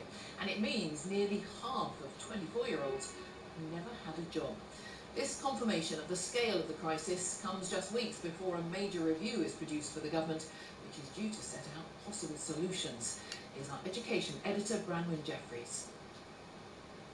walking from barn to barn looking for work. I was just wondering if you guys are hiring in a minute? Yeah, potentially. Yeah? Al wants a job in Leeds, and even as a graduate finds it tough. A lot of times you go in and it's sort of this attitude of, oh, we have it online. They kind of don't even want to interact with you on person to person. It's sort of like, oh, check our website. A lot of recruitment is done online, but in hospitality, people's skills matter. We're looking for people who are friendly, who can communicate, who are confident, sociable, warm, make people feel welcome. Not everyone will see eye to eye with the team all the time, and learning how to manage that dynamic is really, really important. A major review of young people and work looked at the challenges faced by employers. 42% named a lack of soft skills or work readiness. Only 10% were worried about the resilience of young people.